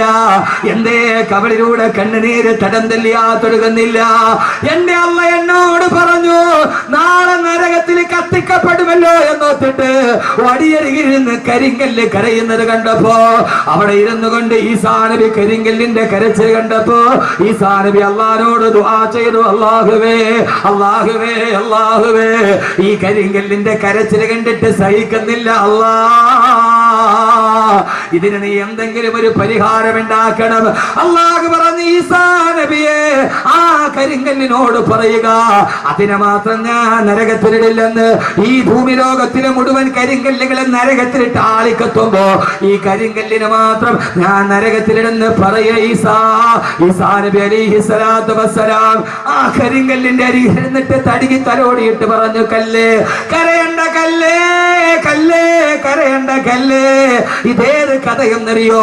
മനുഷ്യൻ കരിങ്കല്ലിനെ തടകി ആശ്വസിപ്പിച്ച കഥ. കേൾക്കുക സഹോദരങ്ങളെ, ആ കരിങ്കല്ലിനെ തടകി തലോടിയിട്ട് ഈസാ നബി പറഞ്ഞു, അത്ര കരിങ്കല്ലേ കരയണ്ട കല്ലേ കരയണ്ട കല്ലേ, അല്ലാഹു നിന്നെ മാത്രം നരകത്തിൽ നിന്ന് മോചിപ്പിച്ചിരിക്കുകയാ. ഈസാ നബി നടന്നുപോയി. കുറെ മാസങ്ങൾക്ക് ശേഷം അതിപടി വരുമ്പോ പിന്നെയും ഈ കരിങ്കല്ലിരുന്ന് കരയുകയാണ്. ഈസാ നബി ചോദിച്ചു, അത്ര കരിങ്കല്ലേ എന്തിനാണ് ഇനിയും കരയുന്നതെന്ന് ചോദിച്ചപ്പോ കരിങ്കല്ല് പറഞ്ഞ മറുപടി, ഈസാ നബിയെ ആദ്യം ഞാൻ കരഞ്ഞത് ഖൗഫൻ ലിറബ്ബി, എന്റെ അല്ലാഹുവിന്റെ നരകത്തെ കുറിച്ചുള്ള പേടി കൊണ്ടാ. രണ്ടാമത് ഞാൻ കരഞ്ഞത് ശുക്രൻ ലിറബ്ബി, എന്റെ അല്ലാഹുവിനോടുള്ള നന്ദി രേഖപ്പെടുത്താനാ. എല്ലാ കല്ലുകളും നരകത്തിലോട്ട് വലിച്ചെറിയുമ്പോ എന്നെ മാത്രം നരകത്തിൽ നിന്ന് മോചനം നടത്തിയ എന്റെ റബ്ബിനോടുള്ള നന്ദി കാരണത്താലാണെന്ന് കരിങ്കല്ല് പോലും കരഞ്ഞു പോയെങ്കിൽ ഈ കരിങ്കല്ലിനെ കരയിപ്പിക്കുന്ന വിജ്ഞാനം പഠിക്കണം. ഈ കരിങ്കലിനെ കരയിപ്പിക്കുന്ന വിജ്ഞാനം പഠിക്കണം. ആ വിജ്ഞാനമാണ് എന്റെ മോനെ, റൂഹെന്ന് നിന്റെ കയ്യിൽ നിന്ന് വിട്ടുപോയാൽ, ഈ ശരീരത്തിൽ നിന്ന് ആത്മാവ് പോയാൽ, കരിങ്കല്ലിനെ കരയിപ്പിച്ച വിജ്ഞാനം ഏതെന്നറിയോ? ശരീരത്തിൽ നിന്ന് ആത്മാവ് വിട പറഞ്ഞു പോയാൽ നിന്റെ ശരീരം കൊണ്ടുപോയി 6 അടി മണ്ണിലേക്ക് കുഴിച്ചിട്ട് കഴിഞ്ഞാൽ 3 ദിവസം കഴിഞ്ഞ് നീ തുറന്നു നോക്കുമ്പോ നിന്റെ കണ്ണുകൾ മുഴുവനും അഴുകി മാറിയിട്ട് 2 ഗുഹയാ കാണുന്നതെങ്കിൽ 40 ദിവസം കഴിഞ്ഞ് കണിയാപുരം ഖബർസ്ഥാനില് ഖബറൊന്ന് കുറിച്ചു നോക്കിയാ നിന്റെ എല്ലുകൾ മാത്രമാ കാണുന്നതെന്ന്, അതോടെ നിന്റെ നിന്റെ ജീവിതം അവസാനിക്കുന്നില്ല. അഴുകി പോകുന്ന 6 അടി മണ്ണിന്റെ ഉള്ളിൽ നിന്റെ മാതാപിതാക്കൾ നിന്നെ കാണാനെത്തുമെന്ന്, സ്വർഗത്തിന്റെ മാലാഖമാര് നിന്നെ സന്ദർശിക്കാനെത്തുമെന്ന്. എന്നിട്ട്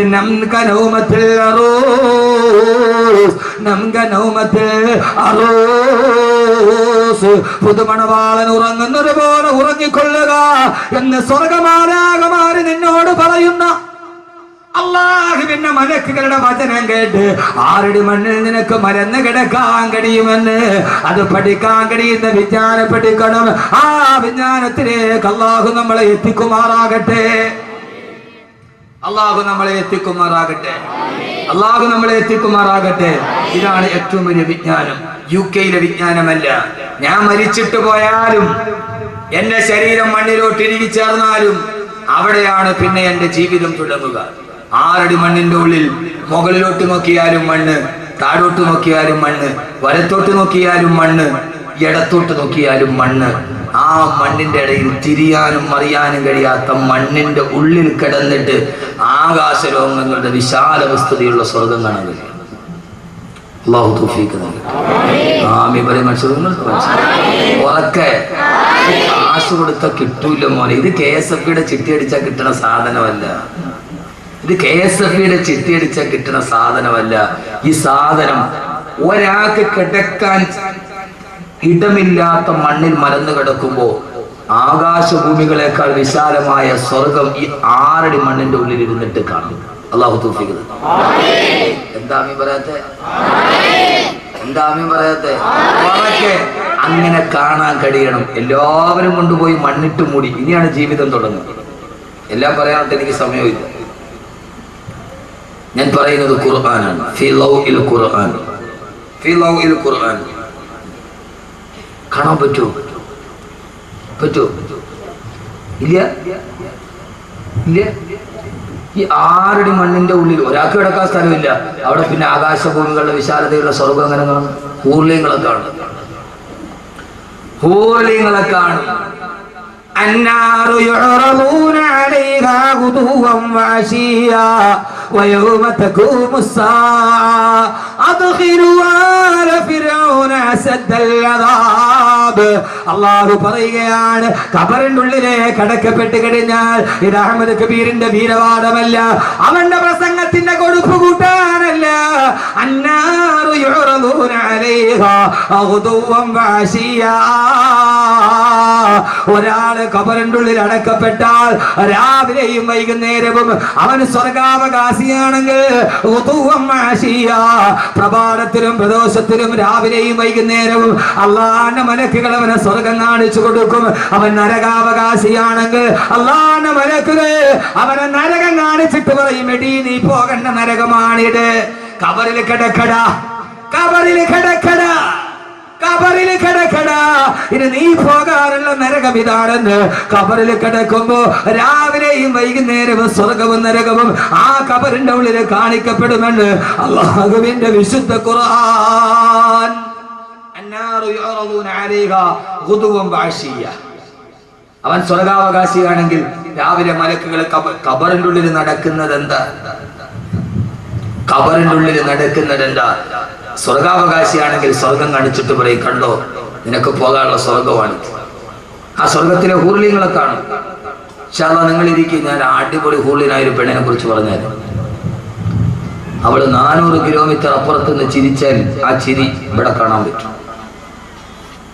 ആ പെണ്ണിന്റെ കൈ പിടിച്ചിട്ട് പോവാം. ഇൻഷാ അല്ലാഹ് ഇരുന്നാൽ അവസാനം വരെ ഇരുന്ന ആ പെണ്ണിന്റെ പേര് സൈലും പറഞ്ഞാൽ ഇരിക്കൂ. ഇരിക്കും. ആ പെണ്ണിനെ കാണണ്ടേ? അടിപൊളി സ്വർഗത്തിൽ. അവളുടെ പേര് സൈഡ് അഡ്രസ് ചെയ്ത് ഞാൻ പറഞ്ഞാൽ കാണണോ? സരിതേ മാതിരി ഒന്നുമല്ല. കേരള മന്ത്രിസഭയെ മറിച്ചിടാൻ ഒരു പെണ്ണിന് പറ്റൂങ്ങി. അതൊന്നും അല്ല. ഇത് 400 മൈല്. 400 മൈൽ എന്ന് പറഞ്ഞാൽ എത്ര കിലോമീറ്റർ വരും? 400 1 മൈൽ എത്ര കിലോമീറ്ററാണ്? ഇതെന്ത് മനുഷ്യന്മാരാ. ഇനിയിപ്പോ അത് ഞാൻ പഠിപ്പിച്ചത് 1.5 വരില്ല. 1.6 കിലോമീറ്റർ വരും. 1.6 കിലോമീറ്റർ. 1.5 അല്ല. അപ്പൊ ഏതാണ്ട് 400 മൈൽ അപ്പുറം എന്ന് പറഞ്ഞാൽ ഏതാണ്ട് 500-550 കിലോമീറ്റർ. 550 കിലോമീറ്റർ എന്ന് പറഞ്ഞാൽ കണിയാപുരത്ത് നിന്ന് 550 കിലോമീറ്റർ ഏതാണ്ട് കാസർഗോഡ് സേലം അല്ലെ 550 അവിടെ എഴുതി വെച്ചിട്ടുണ്ട്. മയിൽക്കുച്ചിയിൽ എഴുതി വെച്ച വിജ്ഞാനമാണത്. എന്റെ കൂടെ പണ്ടൊരു ഡ്രൈവർ ഉണ്ടായിരുന്നു. അവൻ എന്നെ വായിച്ചിട്ട് വന്നു, ഉസ്താദെ സലീം 550 കിലോമീറ്റർ. അപ്പൊ ആ പെണ്ണ് സേലത്ത് നിന്നിട്ട് ചിരിച്ചാൽ അവളുടെ ചിരിക്കുന്ന പല്ലിന്റെ പ്രകാശം കണിയാപുരത്ത് കാണും.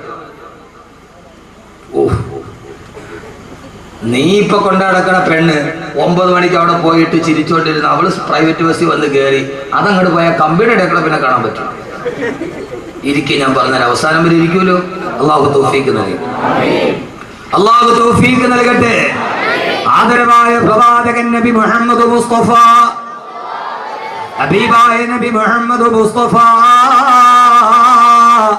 സല്ലല്ലാഹു അലൈഹി വസല്ലമ അല്ലാഹുവിന്റെ പ്രിയപ്പെട്ട സഹാബത്തിനോട് പറഞ്ഞു കൊടുത്തതാണ്, സഹാബാ സഹാബാ സഹാബാ, നാളെ ഖബറിൽ ഇരിക്കുമ്പോ അവൻ ഈ ദുനിയാവിൽ അനുഭവിച്ചതിനേക്കാളേറെ പരലോകത്ത് അനുഭവിക്കാൻ പോകുന്ന സൗഭാഗ്യങ്ങൾ മുഴുവനും അവൻ ഖബറിൽ കണ്ടുകൊണ്ടിരിക്കുമെന്ന് ഹബീബായ നബി മുഹമ്മദ് മുസ്തഫ.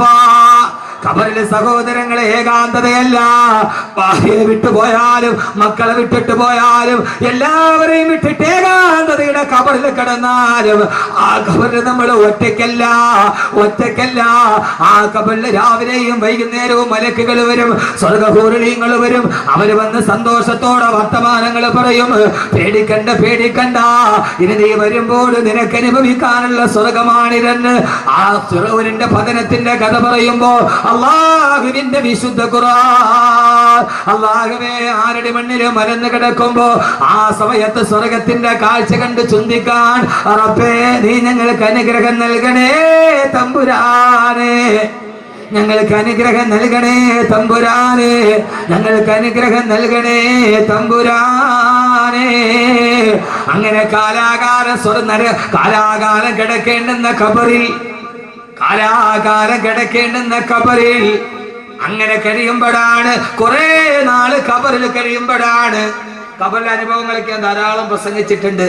അങ്ങനെ എല്ലാവരും മരിച്ച് ഏറ്റവും അവസാനം ലോകാവസാനമായി. ലോകം അവസാനിച്ചു. ലോകാവസാനം കേൾക്കാത്ത ആരെങ്കിലും ഉണ്ടോ കൂട്ടത്തിൽ? ഇല്ലല്ല. അപ്പൊ ലോകാവസാനമൊക്കെ നന്നായിട്ട് പഠിച്ചില്ലേ? ലോകം അവസാനിച്ചു, എല്ലാവരും ഖബറിന്റെ ഉള്ളിൽ കിടക്കുക. എല്ലാവരും എന്ന് പറഞ്ഞ ഞാനും നിങ്ങളും അടക്കമുള്ള സർവ്വ ചരാചരങ്ങളും മണ്ണിന്റെ അടിയിൽ മലന്നടക്കുക. ലോകാവസാനമായി. ഏതാണ്ടൊക്കെ അടുത്ത് അമേരിക്ക സിറിയ ആക്രമിക്കാൻ തീരുമാനിച്ചിട്ട് പിന്തിരിഞ്ഞു എന്നാ പറയുക. ലോകാവസാനത്തിന്റെ 2 അടയാളങ്ങൾ ഏതാണ്ട് ഇപ്പൊ വക്കത്തെത്തി നിൽക്കും. ഒന്ന്, അമേരിക്ക സിറിയ ആക്രമിക്കണം, എന്നാലേ ലോകാവസാനത്തിന്റെ അടുത്ത അടയാളം വരുമ്പോ ഞാൻ പറയാം. ലോകാവസാനം പറയാൻ ബാക്കി വെച്ചത് ഞാൻ ആദ്യം പറയാത്ത പിന്നീട് പറയും. ഇനി അടുത്തൊരു കാസറ്റും കൂടെ ഞാൻ നടക്കുന്നുണ്ട്, ലോകാവസാനം പറയാൻ മറന്നുപോയത്. ബാക്കി വെച്ചതല്ല, പറയാൻ മറന്നുപോയത്. അങ്ങനെ കുറെ കിട്ടിയിട്ടുണ്ട്. എന്റെ പ്രിയപ്പെട്ട, ഒന്ന്, ലോകാവസാനത്തിന്റെ 2 അടയാളം നമ്മുടെ മുമ്പിൽ ഇപ്പൊ നിൽപ്പുണ്ട്. ഒന്ന്, അമേരിക്ക സിറിയ ആക്രമിക്കണം. ആ ഒരു യുദ്ധം ഉണ്ടാവും. ഒന്നുകിൽ സിറിയ അല്ലെങ്കിൽ ഇറാൻ ഉണ്ടാവും, ഉറപ്പാണ്. 2, മോഡി ഇന്ത്യയുടെ പ്രധാനമന്ത്രി ആവണം. ആവരുന്നില്ല, നരേന്ദ്രമോദി ഇന്ത്യയുടെ പ്രധാനമന്ത്രി ആവണം, എന്നാലേ ലോകം അവസാനിക്കും.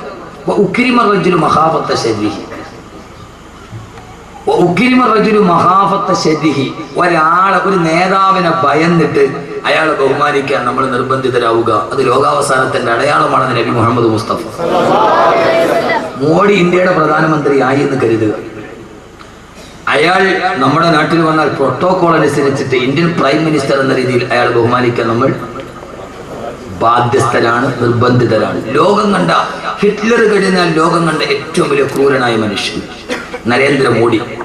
ഹിറ്റ്ലറിനേക്കാൾ ഹിറ്റ്ലറുടെ പ്രേതം ഇന്ത്യയിൽ വന്നതാണ് മോദി.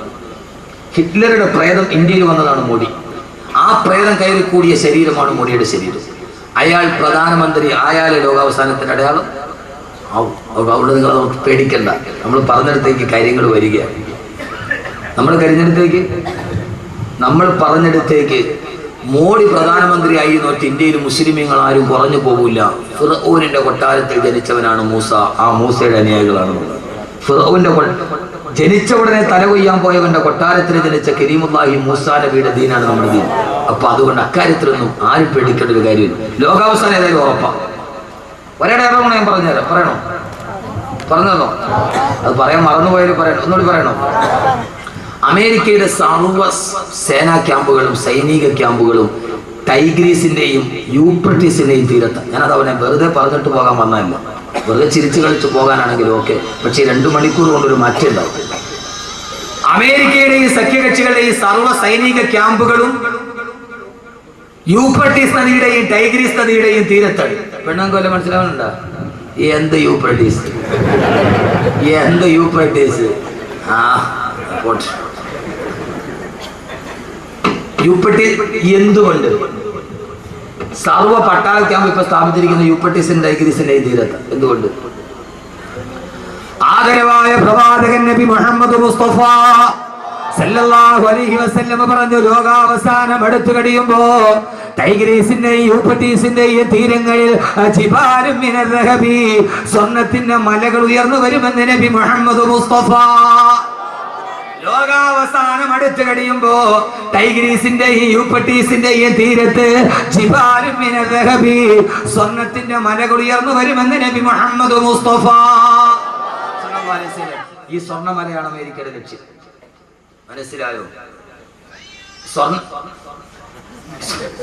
സ്വർണ്ണമലയാണ് അമേരിക്ക ലക്ഷ്യം. അവിടെ ഒരൊറ്റ മുസ്ലിം രാഷ്ട്രത്തിന്റെ പട്ടാളക്കാകുമ്പോ ഇപ്പോൾ അതെ ഒരു മുസ്ലിം രാഷ്ട്രത്തിന്റെ പട്ടാളക്കാകുമ്പോ ഇപ്പൊ യൂഫ്രട്ടീസിന്റെ ടൈഗ്രീസിനെ തീരത്തുണ്ട്. ഏതോ വെള്ളിയാഴ്ച ജുമയ്ക്ക് വന്നവനാ മണക്കാട്. ഏതോ എന്റെ ജുമയ്ക്ക് പങ്കെടുക്കാം.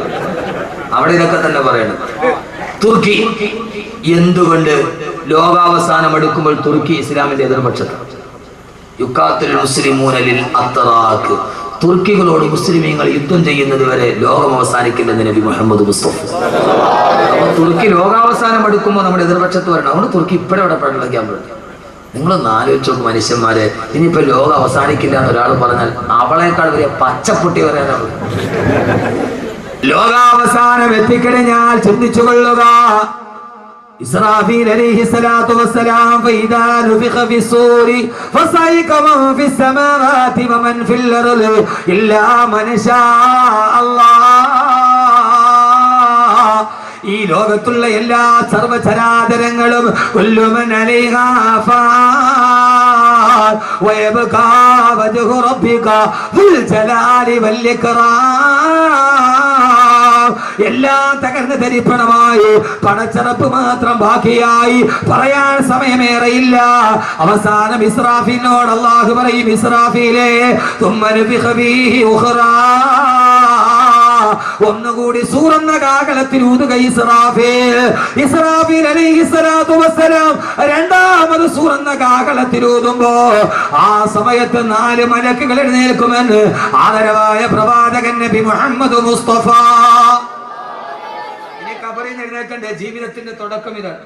രണ്ടാമത് ഇസ്രാഫീൽ അലൈഹിസ്സലാത്തു വസ്സലാം സൂറന്ന കാഹളത്തിൽ ഊതി കഴിയുമ്പോ 4 മലക്കുകളുടെ മരണത്തോടെ അവസാനിച്ച ജീവിതം തുടങ്ങാൻ പോവുകയാണ്. ആ സമയത്ത് എഴുന്നേറ്റ് 4 മലക്കുകൾ ചോദിക്കും, അല്ലാഹുവേ അല്ലാഹുവേ അല്ലാഹുവേ, പരലോകം തുടങ്ങി. അല്ലാഹുവേ എവിടെയാണ്? അല്ലാഹുവേ ഐനൻ നബിയുൽ മുസ്തഫ,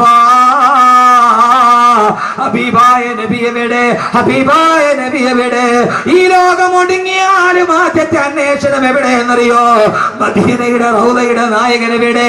അല്ലാഹു പറയും, മലായികത്തുകളെ ഈ തകർന്നു കിടക്കുന്ന ഭാഗത്ത് ഒരു പ്രകാശം വരുന്നത് കണ്ടോ? അവിടെയാണ് ഖബറുൻ നബിയിൽ മുസ്തഫ. അവിടെയാണ് മുസ്തഫായ നബിയുടെ ഖബറുള്ളത്. പരലോകത്തിന്റെ തുടക്കമാണ് ഞാൻ പറയുന്നത്. മരണം ജീവിതത്തിന്റെ തുടക്കമാണ്. അതീ ജീവിതത്തിന്റെ തുടക്കം ഇങ്ങനെയാണ്. ആ ജീവിതത്തിന്റെ തുടക്കമാണ് പറയുക. അല്ലാഹു പറയുമ്പോ 4 മലായികത്തുകൾ പ്രകാശം കാണുന്ന ഭാഗത്തെത്തുമ്പോ അവിടെയാണ് റൗളത്തുൻ നബിയിൽ മുസ്തഫ. അല്ലാഹുവിന്റെ റസൂലിന്റെ റസൂലിന്റെ റൗളയുടെ ചാരത്ത്. അവിടെ ചെല്ലുമ്പോ മീകായിൽ പറയും, മീകായിലേ നിങ്ങൾ വിളിക്കുക. മീകായിൽ പറയും, ഇല്ല ഇല്ല അസ്രായീലേ നിങ്ങൾ വിളിക്കുക. അവസാനം നിങ്ങളല്ലേ നബിയെ കണ്ടത്? അല്ല അല്ല അസ്രായീലേ.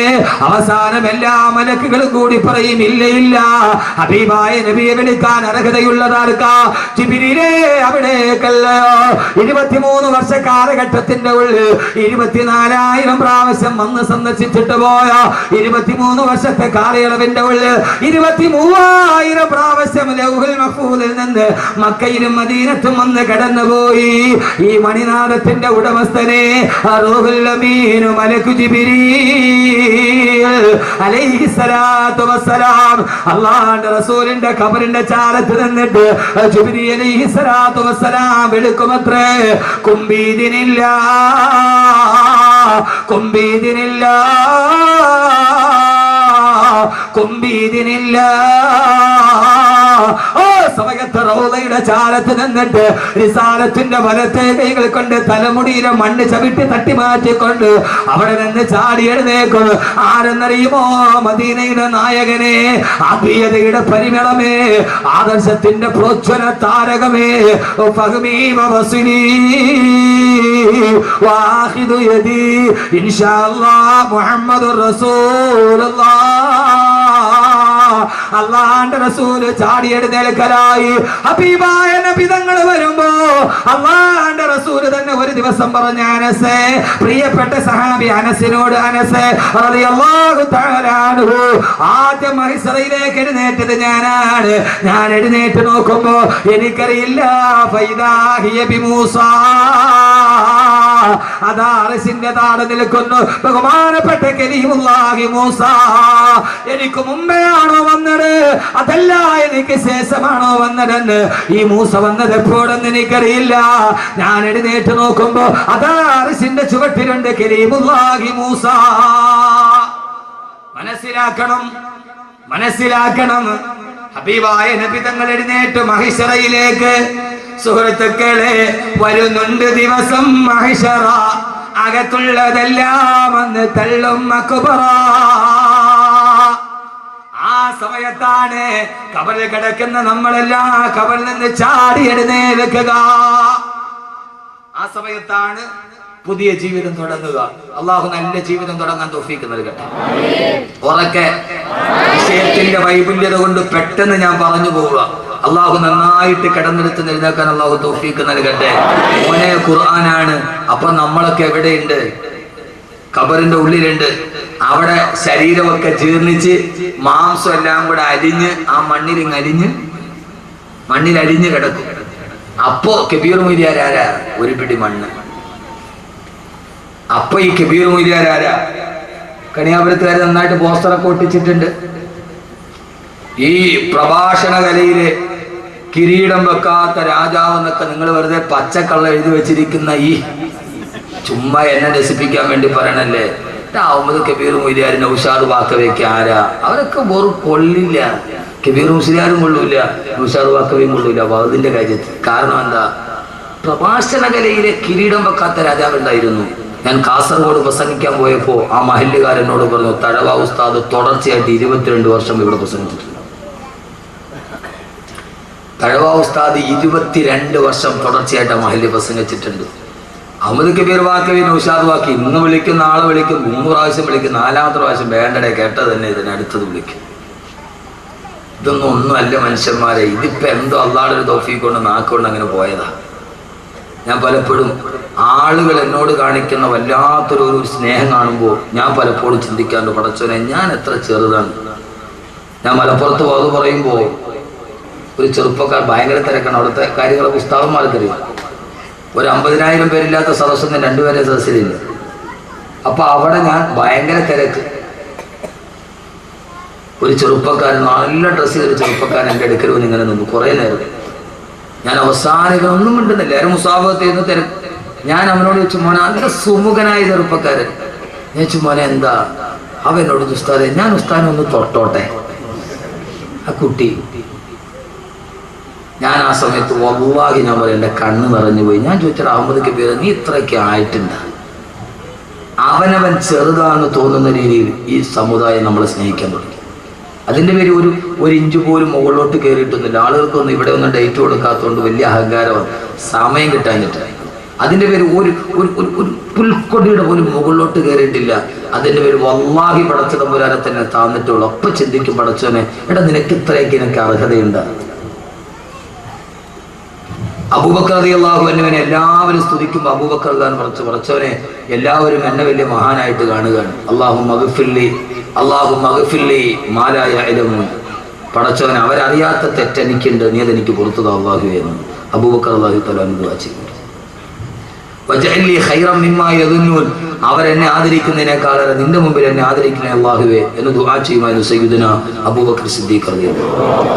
22 വർഷം മുടങ്ങാതെ വാദ് പറഞ്ഞ മനുഷ്യൻ. ആ മനുഷ്യൻ, എന്റെ പ്രിയപ്പെട്ട സഹോദരങ്ങളെ, ആരാണെങ്കിലും അവൻ അന്ന് ഖബറിന്റെ ഉള്ളിൽ ഒരു പിടി മണ്ണാണ്. എത്ര സൗന്ദര്യമുള്ളവൾ, എത്ര കറുത്തവളും വെളുത്തവളും ഒക്കെ മണ്ണിന്റെ അടിയിൽ പോയ ഒരു പിടി. മീകായിൽ അലൈഹിസ്സലാത്തു വസ്സലാം മഴ പെയ്തു. ആ മഴവെള്ളം വന്ന് ഈ നമ്മുടെ ശരീരം ഇപ്പൊ നമ്മൾ ലേലം ചെയ്ത് കൊടുക്കൂല. അതവിടെ ഇപ്പൊ ഞാൻ ലേലം ചെയ്ത് കൊടുക്കൂല.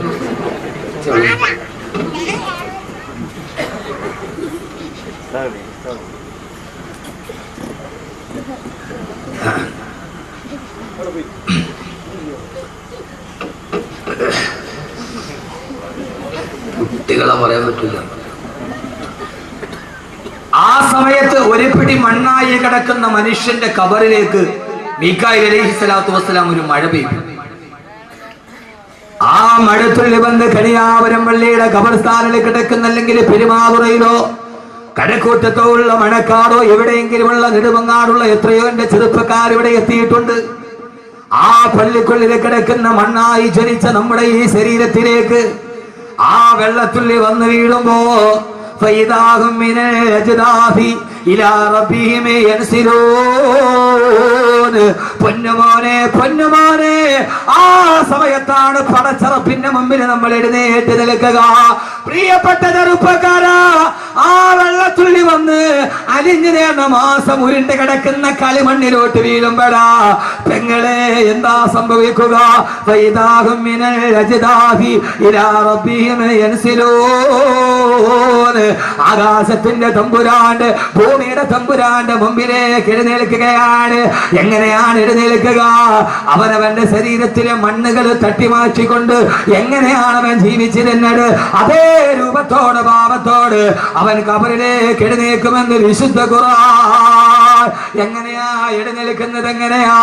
സത്യവിശ്വാസികളാണെങ്കിൽ, അല്ലാഹുവിനെ അനുസരിച്ച് ജീവിച്ചവരാണെങ്കിൽ, പടച്ചറപ്പിനെ ഭയന്ന് ജീവിച്ചവരാണെങ്കിൽ അവനവന്റെ കുടിമാടത്തിൽ എഴുന്നേൽക്കുമ്പോൾ അവൻ വിളിച്ചു പറയും, അൽഹംദുലില്ലാഹ് അൽഹംദുലില്ലാഹ് അൽഹംദുലില്ലാഹ്. അവനവന്റെ ഖബറിൽ എഴുന്നേൽക്കുമ്പോ അവൻ എഴുന്നേൽക്കുന്നത് അൽഹംദുലില്ലാഹ്. ഞാൻ പറഞ്ഞതല്ല. യൗമ യദ്ഉകും ഫതസ്തജീബൂന ബിഹംദിഹി വതظنون ഇല്ലബിസ്തും ഇല്ലാ ഖലീലാ. യൗമ യദ്ഉകും ഫതസ്തജീബൂന ബിഹംദിഹി. അവനവന്റെ ഖബറിൽ എഴുന്നേൽക്കുമ്പോൾ ഹംദ് പറഞ്ഞുകൊണ്ട് അൽഹംദുലില്ലാഹ് അൽഹംദുലില്ലാഹ് അൽഹംദുലില്ലാഹ്. പടച്ചവനെ, ഭൂമിയിൽ ഞങ്ങൾ ചെയ്തത് പാടായി പോയില്ലല്ലോ.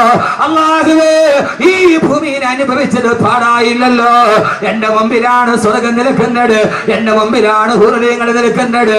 മഹിശറയിൽ എഴുന്നേൽക്കുമ്പോ സ്വർഗം കണ്ണുകൊണ്ട് കാണുമ്പോ ഓരോ സത്യവിശ്വാസിയും വിളിച്ചു പറയുന്നത് അൽഹംദുലില്ലാഹ്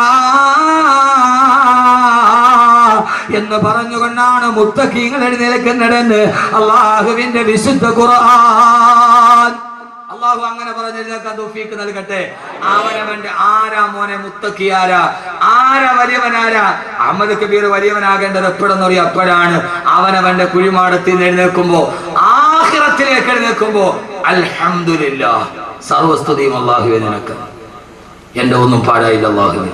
ഞാൻ പറഞ്ഞ പ്രസംഗം, ഞാൻ പഠിച്ച ഖുർആൻ, ഞാൻ ചെയ്ത സദഖ, ഞാൻ കേട്ട വാഴ് ഒന്നും എനിക്ക് പാടായില്ല അല്ലാഹുവേ. ഈ 2.5 മണിക്കൂർ ഇവിടെ ഇരുന്നത് പാഴായിട്ടില്ല. സ്വർഗത്തെ മുമ്പിൽ കാണുമ്പോ ഇവിടെ ചെയ്ത നന്മയ്ക്ക് വേണ്ടി പടച്ചുറപ്പൊരുക്കി വെച്ച അനുഗ്രഹം കാണുമ്പോ ഒരാൾക്ക് പറയാൻ കഴിയണം, അവനവന്റെ കുഴിമാടത്തിൽ നിൽക്കുമ്പോ അൽഹംദുലില്ലാ എന്ന് പറയാൻ കഴിഞ്ഞവളാണ് മുത്തക്കി. അള്ളാഹു നമ്മൾ അതിൽ പെടുത്തട്ടെ. അള്ളാഹു വെച്ചിട്ടില്ലാമീൻ. അള്ളാഹുവേ നീ ഞങ്ങളെ അതിൽ പെടുത്തണേ തമ്പുരാനെ. പടച്ചവനെ അതിനുള്ള ഒരു യോഗ്യതയും ഞങ്ങൾക്ക് ഈ ദുനിയാവിലില്ല. അള്ളാഹുവേ ഞങ്ങൾ സാധുക്കളാണ് തമ്പുരാനെ, ഞങ്ങൾ പാവങ്ങളാണ്. അള്ളാഹുവേ പടച്ചവനെ ആരുടെ മണ്ണിൽ മലന്ന് കിടന്ന അവസാനം നിന്റെ മുമ്പിലേക്ക് ഞങ്ങളെ ഹാജരാക്കുമ്പോൾ അൽഹംദുലില്ലാ ഉറക്കെ പറഞ്ഞ് എഴുന്നേറ്റ് നിൽക്കാൻ അല്ലാഹുവേ ഞങ്ങൾക്ക് നീ തൗഫീഖ് നൽകണേ തമ്പുരാനെ. അല്ലാഹുവേ ഞങ്ങൾക്ക് നീ അതിന് തൗഫീഖ് നൽകണേ തമ്പുരാനെ. അതല്ല അവൻ ദുർമാർഗിയാണെങ്കിൽ, അവനെ നാട്ടിൽ ചമ്മാടിയെ പോലെ ജീവിച്ചവനാണെങ്കിൽ, അവളെ ഹറാമ് ചെയ്തവളാണെങ്കിൽ, അവളെ ചീട്ട് കളിച്ചവളാണെങ്കിൽ, അവളെ പലിശ മേടിച്ചവനാണെങ്കിൽ, അവൻ മദ്യപാനിയാണെങ്കിൽ, കാലൂ യാ വൈലനാ മമ്മതനാ മിമർകദിനാ അദാമാ വഅദർ റഹ്മാനു വസദകൽ മുർസലൂൻ. ഞങ്ങൾ ഇവിടെ ഉറങ്ങിക്കിടക്കുകയായിരുന്നല്ലോ, ആരാണ് ഞങ്ങളെ എഴുന്നേൽപ്പിച്ചത്, ആരാണ് ഞങ്ങളെ എഴുന്നേൽപ്പിച്ചത് എന്ന് പറഞ്ഞുകൊണ്ട് പരിഭ്രാന്തിയോട് അവരവരുടെ മുടിയിൽ പിടിച്ചു വലിച്ചുകൊണ്ട് കുടിമാടത്തിൽ നിന്ന് തെമ്മാടികൾ ചാടി എഴുന്നേൽക്കുമെന്ന് അള്ളാഹുവിന്റെ വിശുദ്ധ ഖുർആൻ. അള്ളാഹു നമ്മളെ കാത്തുരക്ഷിക്കട്ടെ. അള്ളാഹു നമ്മളെ കാത്തുരക്ഷിക്കട്ടെ. അള്ളാഹു നമ്മളെ കാത്തുരക്ഷിക്കട്ടെ. ഈ സദസ്സ് മാത്രം മതി എനിക്ക്. സൂചി ഇട്ടാൽ കേൾക്കുന്ന നിശം. ഇങ്ങനെ ഒരു സദസ്സ് എനിക്ക് തോന്നുന്നു മലപ്പുറം ഭാഗത്തൊക്കെ കിട്ടും. ഏതായാലും ഈ സദസ്സിന്റെ സംഘാടകർ അള്ളാഹു അർഹമായ പ്രതിഫലം നൽകട്ടെ. നിങ്ങൾ ഈ സദസ്സിനോട് എനിക്ക് തോന്നുന്നു ദുആയ്ക്ക് ഇജാബത്തുള്ള ഒരു സദസ്സാണ്. അള്ളാഹുനെ അന്നാക്കി തരട്ടെ. കാരണം അങ്ങനെ സൂചിയിട്ടാൽ കേൾക്കുന്ന ഒരു നിശബ്ദതയും ഒരു വഅലിന്റെ സദസ്സ്, ഇതൊരു ഗാനമേളയല്ല, ഇതൊരു ആസ്വാദനത്തിന്റെ ഒന്നുമല്ല, ഇതൊരു റൊമാൻറ്റിക് ഭാവനയല്ല, ഇതൊരു വിഷ്വലൈസ്ഡായി കാണാൻ പറ്റുന്ന ഒരു പിക്ചറൈസേഷൻ ഇല്ല. ഇതിന് ചിത്രീകരണമില്ല. ഇതൊരു മനുഷ്യന്റെ വാക്കാണ്. അത് കേൾക്കാൻ പ്രായഭേദമെന്നെ ഇത്രയും വലിയൊരു സദസ്സുണ്ടെങ്കിൽ അള്ളാഹു നമ്മളെ സ്വീകരിക്കും. ഉറപ്പാണ്. അള്ളാഹുനാക്കി തരട്ടെ. അള്ളാഹുനാക്കി തരട്ടെ. അള്ളാഹു നല്ല മുത്തക്കീങ്ങളായി. ഞാൻ കുറെ നാളുകൾക്ക് ശേഷമാണ് നമ്മുടെ ഈ തിരുവനന്തപുരം ഭാഗത്ത് ഇത്രയും അച്ചടക്കമുള്ള ഒരു സദസ്സിൽ ഭാഗമായി. അത് ഈ മണ്ണിന്റെ പൈതൃകം അള്ളാഹു നിലനിർത്തി തരട്ടെ. അൽഹംദുലില്ലാ എന്ന് പറഞ്ഞ് എഴുന്നേറ്റ് നിൽക്കും. അപ്പോഴാണ് ഞാൻ വളരെ പെട്ടെന്ന് പറയുക, വളരെ പെട്ടെന്ന് എഴുന്നേറ്റു. ജീവിതത്തിന്റെ തുടക്കമാണ്. എഴുന്നേറ്റു. അപ്പോഴാണ് അർറഹ്മാനു അലൽ അർശി ഇസ്തവാ ലഹു മാ ഫിസ്സമാവാതി വമാ ഫിൽ വമാ ബൈനഹുമാ വമാ തഹത സറാ. അഖില ലോക ബ്രഹ്മാണ്ഡ കടാഹത്തെ മുഴുവനും മടക്കി ഭരിച്ച അർശിന്റെ തമ്പുരാൻ വിളിക്കുന്നത്, യാ ഇബാദി യാ ഇബാദി യാ ഇബാദി, എന്റെ അടിമകളെ ഇവിടേക്ക് വാ. എവിടെയാണോ എഴുന്നേറ്റ് നിന്നത് അവിടെയാണ് സൂര്യൻ ഒരു ചാൺ മുകളിൽ ഒളിച്ചു നിൽക്കുന്നത്. സൂര്യൻ എത്ര മുകളിൽ എത്ര ഒരു ചാൺ മുകളിൽ സൂര്യൻ. ആര് പറഞ്ഞു ഒരു ചാണുണ്ട്? ആര്? നമ്മൾ കേട്ട് പഠിച്ചതിനെ ഞാൻ തിരുത്തുകയാണ്. ഒരു ചാൺ. ആദരവായ പ്രവാചകന്റെ പ്രിയപ്പെട്ട സഹാബി അനസ് റളിയല്ലാഹു തആല പറയുകയാണ്, ഒരു ദിവസം അല്ലാഹുവിന്റെ റസൂൽ ഞങ്ങളോട് പറഞ്ഞു, അനസേ അനസേ അനസേ, നാളെ പരലോകത്ത് സൂര്യൻ 1 മൈൽ മുകളിലാണ് ഒളിച്ചു നിൽക്കുന്നതെന്ന്. 1 മൈൽ മുകളിൽ, നിങ്ങളുടെ തലയുടെ 1 മൈൽ മുകളിലാണ് സൂര്യൻ ഉദിച്ചു നിൽക്കുന്നതെന്ന് ഹബീബായ നബി മുഹമ്മദ് മുസ്തഫ. എത്ര? 1 മീൽ മുകളിൽ. 1 മീൽ എന്ന് പറഞ്ഞാൽ എത്രയാ? പറഞ്ഞാൾ പോയാ 1 മൈൽ എത്രയാ? 1.6. അപ്പൊ ഒരു ചാൺ മുകളിൽ നിൽക്കുന്നത് ബാക്കവേതായാലും ഒരു 1.5 കിലോമീറ്റർ മുകളിലാക്കി തന്നില്ല. ഇതിപ്പോ ബാക്കവല്ലാതെ ഇപ്പൊ ആരാ ചെയ്ത് തരിക? ഇത്രയും നാളെ നിങ്ങൾ എല്ലാരും പേടിപ്പിച്ചെന്ന് ഒരു ചാൺ മുകളിൽ നിന്നല്ലേ? ഞാൻ സഹിഹായ ഹദീസാണ്. 1 മീൽ മുകളിൽ ഒരു ഇത്തിരി ആശ്വാസം കിട്ടില്ല പരലോകത്ത്? ഇല്ലേ? കിട്ടിയില്ലേ? എന്താ മനുഷ്യന്മാരെ നിങ്ങളിങ്ങനെ ഫ്രീസറിൽ വെച്ച ബ്ലോക്ക് കൊണ്ടിരിക്കണ കിട്ടിയില്ലേ?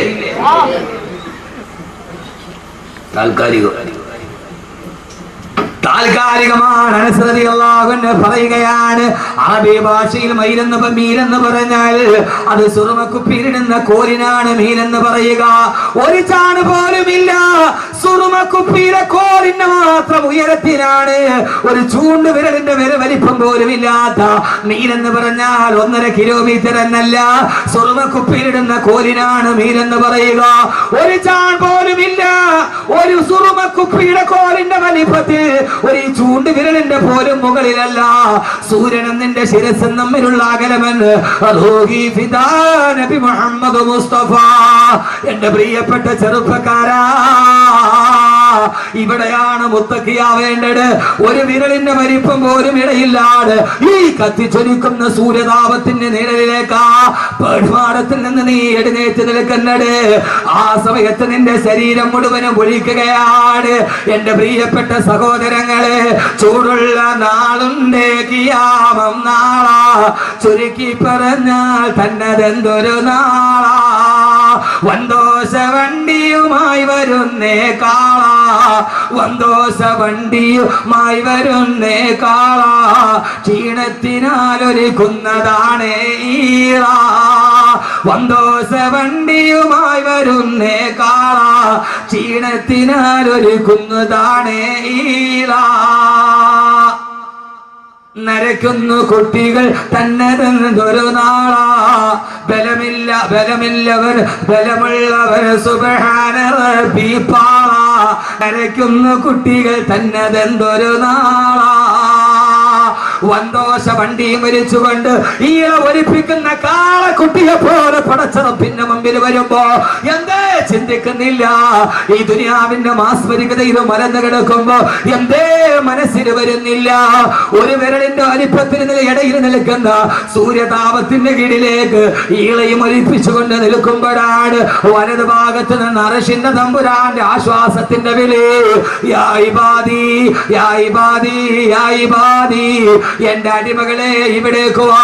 നിങ്ങൾക്ക് ഈ സൂര്യന്റെ ചൂടനുഭവിക്കണ്ട, ഈ ചെമ്പിന്റെ തറയിൽ നിങ്ങൾ ചവിട്ടണ്ട. ഇതാ എന്റെ അറശിന്റെ തണലിലേക്ക്, എന്റെ അറശിന്റെ തണലിലേക്ക് നിങ്ങൾ വന്നുകൊള്ളുക, എന്റെ അറശിന്റെ തണലിലേക്ക് വന്നുകൊള്ളുക എന്ന് പടച്ചറപ്പ് വിളിക്കുമെന്ന് ഞാൻ പറഞ്ഞതല്ല.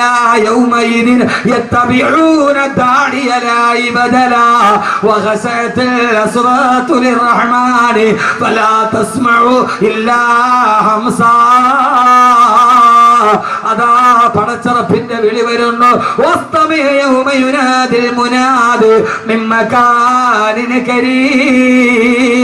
സൂറത്തുൽ കാഫാണ്. തൊട്ടടുത്ത സ്ഥലത്ത് നിന്ന് വിളി വരികയാണ്, എന്റെ അടിമകളെ ഇവിടേക്ക് വരിക. ആ സമയത്ത് അല്ലാഹുവിന്റെ അടിമകൾ എഴുന്നേറ്റ് നടക്കും പടച്ചറപ്പിന്റെ അർശിന്റെ തണലിലേക്ക്.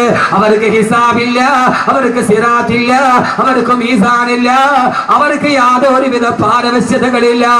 അവരുടെ ജീവിതത്തിന്റെ തുടക്കം തന്നെ ശുഭകരമാണ്. അവരുടെ ജീവിതത്തിന്റെ തുടക്കം തന്നെ ശുഭകരമാണ്. ജീവിതത്തിന്റെ തുടക്കം ശുഭമാകാൻ കാഡ്ബറീസ് കഴിച്ചിട്ട് കാര്യമില്ല, ചന്ദനത്തിരി കത്തിച്ചിട്ട് കാര്യമില്ല. തുടക്കം ശുഭമാകണമെങ്കിൽ പരലോകത്ത് എഴുന്നേൽക്കുമ്പോൾ പടച്ചറപ്പ് വിളിക്കണ്ടേ ചെറുപ്പക്കാരികളെ? യാ ഇബാദി, എന്റെ അടിമകളെ, എന്റെ അർശിന്റെ ചുവട്ടിലോട്ട് കടന്നു വരിക. ആ സമയത്ത് സ്വർഗത്തിന്റെ മുമ്പിലേക്ക്, അർശിന്റെ തണലിലേക്ക് മുത്തഖീങ്ങളായ മനുഷ്യർ കൂട്ടത്തോടെ പോകുമെന്ന് വിശുദ്ധ ഖുർആൻ. യൗമ നഹ്ശുറുൽ മുത്തഖീന ഇലർ റഹ്മാനി വഫദാ. മുത്തഖീങ്ങൾ കൂട്ടം കൂട്ടമായി പടച്ചറപ്പിന്റെ അർശിന്റെ ചുവട്ടിലേക്ക് നടന്നു പോകുമത്രേ. അല്ലാഹു നമ്മളെ അതിൽ പെടുത്തട്ടെ, അല്ലാഹു നമ്മളെ അതിൽ പെടുത്തട്ടെ.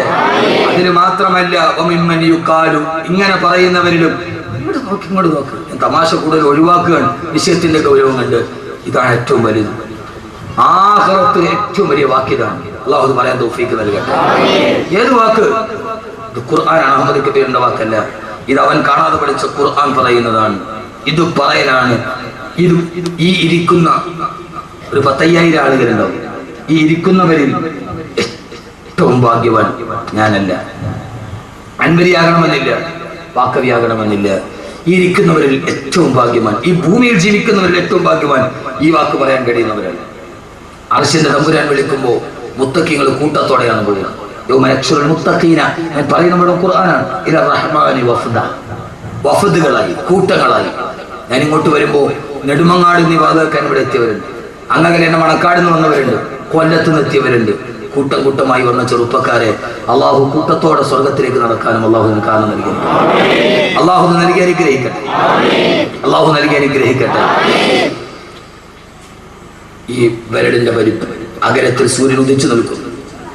കോടിക്കണക്കിന് ആളുകൾ കടന്ന് കരിഞ്ഞ് നിലവിളിക്കുമ്പോ ആ സമയത്ത് കൂട്ടത്തോടെ പടച്ചറപ്പിന്റെ അർശിന്റെ തണലിലേക്ക്, സിംഹാസനത്തിന്റെ തണലിലേക്ക് പോകാൻ മുത്തക്കിങ്ങൾ പോകും. ഇങ്ങനെ പോകുമ്പോ അഹമ്മദ് കബീർ ബാക്കവിയുണ്ട്, അള്ളാഹുനാക്കി തരട്ടെ. അൻവരിയുണ്ട്, പാട്ടെഴുതിയ വാഫിയുണ്ട്.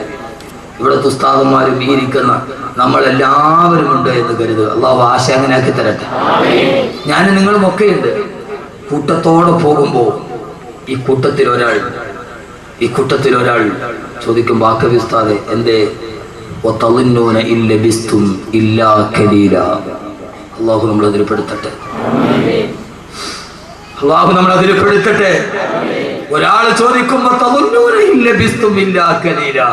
ഉസ്താദെ മരിച്ചിട്ട് ഖബറിൽ അധിക നാളൊന്നും നമ്മൾ കിടന്നില്ലല്ലോ, മരിച്ച ഉടനെ നമ്മൾ ആ മഹിശറയിലെത്തിയത്. ഞാൻ ഈ ആയ തോന്നിയിട്ട് കരഞ്ഞു പോയിട്ടു. ഈ വിജ്ഞാനം പഠിക്കണം, പിന്നെ ചെറുപ്പക്കാർ ഈ വിജ്ഞാനം പഠിക്കണം. നിങ്ങൾക്ക് ദുനിയാവിൽ എന്ത് നിങ്ങളുടെ കയ്യിലുണ്ടായിക്കൊള്ളട്ടെ, എന്ത് കോടികൾ നിങ്ങളുടെ കയ്യിലുണ്ടായിക്കൊള്ളട്ടെ, പക്ഷെ ഈ വിജ്ഞാനം നിങ്ങൾ കളയരുത്, ഈ വിജ്ഞാനം നിങ്ങൾ കളയരുത്. ഇതെന്തൊരു വാക്കായത്, ഇതെന്തൊരു വാക്കായത്. അർശിന്റെ തണലിലോട്ട് നടന്നു പോ. ഖബറിൽ നിന്ന് എഴുന്നേറ്റ ഉടനെ അർശിന്റെ തണലിലോട്ട് നടന്നു പോകുമ്പോ ആ സമയത്ത് കൂടെയുള്ളവരോട് ചോദിക്കും, ആ പള്ളിക്കാട്ടിലെ 6 അടി മണ്ണിന്റെ ഉള്ളിൽ അധിക നാളൊന്നും നമ്മൾ കിടന്നില്ലല്ലോ. ഖബറിൽ 1 നൂറ്റാണ്ട് കടന്നിട്ട് ആ 1 നൂറ്റാണ്ട് 1 സെക്കൻഡ് പോലെ കഴിഞ്ഞു പോകുന്നവർ. അള്ളാഹു നമ്മൾ അതിൽ പെടുത്തട്ടെ. ഏതായാലും ലോകാവസാനം നടന്നിട്ട് ഏറ്റവും അവസാനം മരിച്ച ആളും ഏറ്റവും കുറഞ്ഞ 40 വർഷം ഖബറിൽ കിടക്കും. ലോകാവസാനം ഏറ്റവും അവസാനം മരിച്ച ആൾ ഇസ്രാഫീൽ അലൈഹി സ്വലാത്തു വസ്സലാം ആദ്യം ഓതുമ്പോൾ ലോകം അവസാനിക്കും, രണ്ടാമത് ഊതുമ്പോ മഹിശറ തുടങ്ങും. ഈ 2 ഊതലിന്റെ ഇടയിൽ 40 വർഷത്തെ ഇടവേളയിൽ 2 ഊതൽ. ആദ്യം ഊതുമ്പോ എല്ലാവരും മരിക്കും, രണ്ടാമത് ഊതുമ്പോ മഹിശറിൽ എഴുതും. ഈ 2 ഊതലിന്റെ ഇടയിൽ 40 വർഷത്തെ ഇടവേളയുണ്ട്. അപ്പൊ ഏറ്റവും അവസാനം മരിച്ച ആളും 6 അടി മണ്ണ് ഖബറിന്റെ ഉള്ളിൽ ഏറ്റവും എത്ര വർഷം കിടക്കണം? എത്ര വർഷം കിടക്കണം? 40 വർഷം 1 സെക്കൻഡ് ആയിട്ട് തോന്നുന്നു ഈ 6 അടി മണ്ണ്. ആ സമയത്ത് പറയും,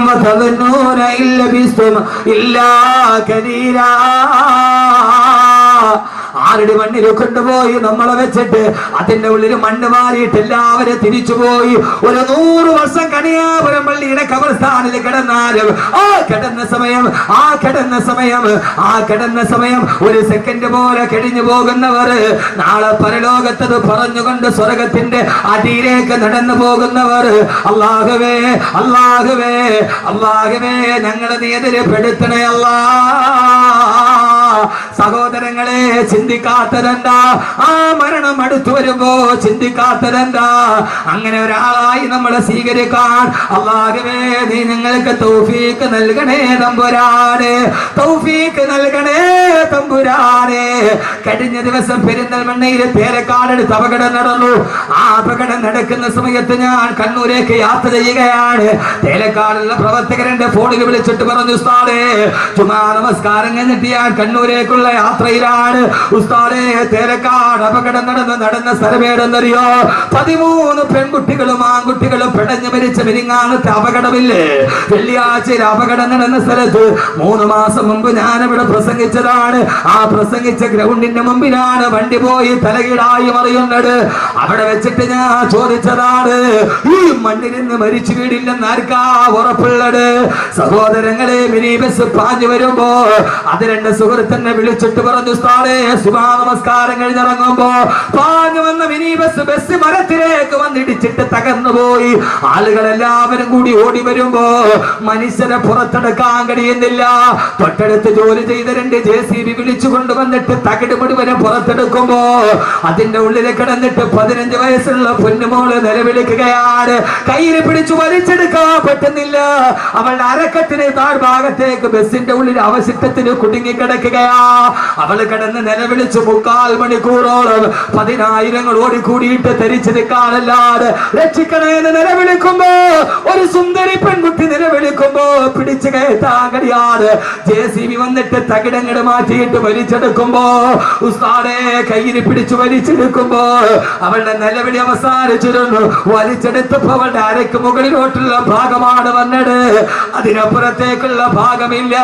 ബസിന്റെ തകിടിന്റെ ഉള്ളിൽ പെട്ടിട്ട് അരയുടെ ഭാഗത്ത് വെച്ചിട്ട് 2ആയിട്ട് മുറിഞ്ഞു പോയ 15 വയസ്സുള്ള പൊന്നുമോളുടെ 3/4 മണിക്കൂർ മുമ്പ് സ്വപ്നം കണ്ട് നടന്നു പോയവേ അവൾ അതിന്റെ ഇടയിൽ 2 കഷണമായിട്ട് ചിതറിത്തെറിക്കുമ്പോ എന്തേ സഹോദരങ്ങളെ പൊട്ടിച്ചിരിച്ചും കൊണ്ടു നീ നടക്കുന്നു, കബറിൽ കടയിൽ കഫൻ തുണി നിന്നെയും നോക്കുന്നു. ആ ബസ്സിലിരുന്നിട്ട് പാരൽ കോളേജിലേക്ക് പോയ കോളേജ് വിദ്യാർത്ഥിനികളാ സീറ്റിലിരുന്നിട്ട് ആടിയും പാടിയും ചിരിച്ചുകൊണ്ട് നടന്നു പോകുമ്പോ പൊട്ടിച്ചിരിച്ചും കൊണ്ട് നീ നടക്കുന്നു, കടയിൽ കഫൻ തുണി നിന്നെയും നോക്കുന്നു. പൊട്ടിച്ചിരിച്ചുകൊണ്ട് നടന്നു പോകുമ്പോ അടുത്ത കടയിലിരുന്നിട്ട് കഫൻ തുണി നിന്നെ നോക്കി ചിരിക്കുകയാണ്. ചാടിക്കളിക്കുന്ന ആടുമെന്തറിയുന്നു പൊന്നുമോനെ, കൈ ഈ കുറ്റിയിൽ കെട്ടിയിട്ട് ആട്ടുംകുട്ടി കിടന്നിട്ട് ചാടുകയാണ്. ആട്ടുംകുട്ടിക്ക് അറിയില്ലല്ലോ അളക്കാരുള്ള അറവുകാരൻ മറുഭാഗത്ത് കത്തിക്ക് മിനിസം കൂട്ടുന്നുണ്ട്. ഇങ്ങനെ ഒരു ആട്ടുംകുട്ടിയല്ലേ നീ? ആ മറുഭാഗത്ത് അറവുകാരൻ കത്തിക്ക് മൂർച്ച കൂട്ടുമ്പോ അറിയാതെ ആടിച്ചു നിൽക്കുന്ന ആട്ടുംകുട്ടിയെ പോലെ ഈ ദുനിയാവിൽ ജീവിക്കുമ്പോ ഈ ദുനിയാവിലെ ഏറ്റവും ഒരു ആഗ്രഹം എന്തായിരിക്കണം? ഞാൻ പറയുന്നു മറ്റൊരാഗ്രഹം ഉണ്ടാവരുത്. ഭാര്യയും മക്കളുമല്ല, പരലോകത്ത് കുടിമാടത്ത് നിന്ന് എഴുന്നേറ്റ് നിൽക്കുമ്പോ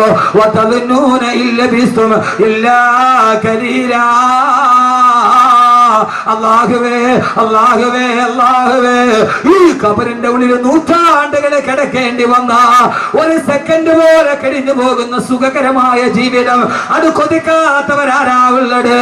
അല്ലാഹു തൗഫീഖ് നൽകി അനുഗ്രഹിക്കുമാറാകട്ടെ. ഈ ദുനിയാവിൽ എല്ലാം അല്ല തന്നിട്ടുണ്ട്. വീട് തന്നിട്ടുണ്ട്, ബിസിനസ് തന്നിട്ടുണ്ട്, പണം തന്നിട്ടുണ്ട്, മക്കളെ തന്നിട്ടുണ്ട്, ഭാര്യയെ തന്നിട്ടുണ്ട്. ഞാൻ ഈ സദസ്സിൽ വെച്ചൊന്ന് വെറുതെ ചോദിക്കുകയാ, ഈ വിനീതന്റെ പ്രസംഗം കേൾക്കാൻ ഇവിടെ തടിച്ചു കൂടിയവരോട് നാളെ പരലോകത്ത് ചെല്ലുമ്പോ എഴുന്നേറ്റാൽ ഉടനെ എനിക്ക് അറിസിന്റെ തണലിലേക്ക് നടന്നു പോകണമെന്ന ആഗ്രഹത്തോട് ഇൻഷാ അല്ലാഹ് ഈ സദസ്സിൽ വെച്ചിട്ട് അഹമ്മദ് കബീർ ബാക്കവി 18 വർഷമായി മതപ്രഭാഷണം നടത്തുന്നുണ്ട്. അല്ലാഹുവിന്റെ തൗഫീഖ് കൊണ്ട് ഞാനൊരു 4 മാസം മുമ്പ് പെരിന്തൽമണ്ണയ്ക്കുള്ള ഉടമല മക്കാമുറൂസിന് ബഹുമാനായ സമസ്തയുടെ ആലിക്കുട്ടി ഉസ്താദ് അടക്കമുള്ളവരെ സദസ്സിലുണ്ട്, പാണക്കാട് തങ്ങളടക്കമുള്ളവരെ സദസ്സിലുണ്ട്. മൈക്ക് ഓണാണ്, ഞാൻ പ്രസംഗിക്കാൻ പോകുന്നു. തങ്ങളുടെ ഉദ്ഘാടന കർമ്മം തീർന്നു. പ്രസംഗത്തിന് വേണ്ടി സ്വാധ്യക്ഷനെ ക്ഷണിച്ചു. എഴുന്നേക്കാൻ പോകുന്നതിന് മുമ്പ് മൈക്കോണാണ്. 12 വയസ്സുള്ള ഒരു കുട്ടിയുടെ കയ്യിൽ പിടിച്ചിട്ട് ഒരു മനുഷ്യൻ കയറി വന്നിട്ട് പറഞ്ഞു, ഉസ്താദേ എന്റെ കുഞ്ഞിന് 12 വയസ്സായി, 17 ദിവസം മുമ്പ് അവരുടെ തലവേദന വന്ന മദ്രസയിൽ തലതുറ്റി താഴെ വീണു. താങ്ങിയെടുത്ത് പെരിന്തൽമണ്ണ മൗലാന ഹോസ്പിറ്റലിൽ കൊണ്ടുപോകുമ്പോ ഡോക്ടർമാര് പരിശോധിച്ചിട്ട് പറഞ്ഞു, കുഞ്ഞിന് ബ്രെയിൻ ട്യൂമറാ, കുഞ്ഞിന് ബ്രെയിൻ ട്യൂമറാ. 17 ദിവസത്തിലധികം ഈ കുഞ്ഞു ജീവിച്ചിരിക്കില്ല. 17 ദിവസത്തിലധികം ഈ കുഞ്ഞു ജീവിച്ചിരിക്കില്ല. കേട്ട ഉമ്മ തളർന്ന് താഴെ വീണു. വാപ്പ പൊട്ടിക്കരച്ചിലായി. അവസാനം ഈ സദസ്സിനെ സാക്ഷി നിർത്തി ഞാൻ പറയുകയാണ്, മഹാന്മാരായ പണ്ഡിതന്മാരും ബഹുമാനപ്പെട്ട തങ്ങന്മാരും ഇരിക്കുന്ന സദസ്സിൽ വെച്ചിട്ട് ആ മനുഷ്യൻ മൈക്കിലൂടെ പറഞ്ഞ പൊടിയ 10,000 കേട്ടടാ. അവിടെ വെച്ച് അദ്ദേഹം ഭാര്യയും ഭർത്താവും കൂടി ഈ തളർന്ന കിടക്കുന്ന മകന്റെ തലയിൽ കൈവച്ചിട്ട് പറഞ്ഞു, ഇൻഷാ അല്ലാഹ് ബാക്കവി ഉസ്താദ് അടുത്ത സദസ്സിൽ വരുമ്പോ അവിടേക്കൊരു സദക്ക് നെയ്യത്താക്കുകയാ, ഈ മകന് അസുഖമൊന്ന് ശിവയാകാൻ.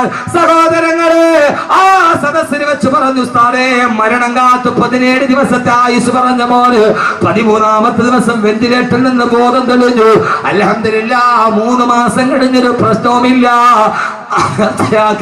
പൈസ ഉസ്താദിന്റെ കയ്യിലൊന്ന് ഏൽപ്പിക്കാൻ വേണ്ടി വന്നതാന്ന് പറഞ്ഞ് ആ സദസ്സിൽ നിന്നൊരു സംഖ്യ എന്റെ കയ്യിൽ ഏൽപ്പിച്ചിട്ട് ഏതാണ്ട് 30,000-ത്തിലധികം ആളുകൾ ഞാൻ മഹിഷറ എവിടെയാണെന്ന് പറയുന്നതിന് മുമ്പ്, ജീവിതം തുടങ്ങുന്നത് എവിടെയാണ്, ഭൂമിയിലാണോ ആകാശത്താണോ, ആദ്യം വരുന്നത് എവിടെയാണ് പറയുന്നതിന് മുമ്പ് ഈ തിങ്ങിക്കൂടിയ സദസ്സിന്റെ മുമ്പ് ഒരു ടെസ്റ്റ് ആയിട്ട് ഞാൻ ചോദിക്കുകയാ.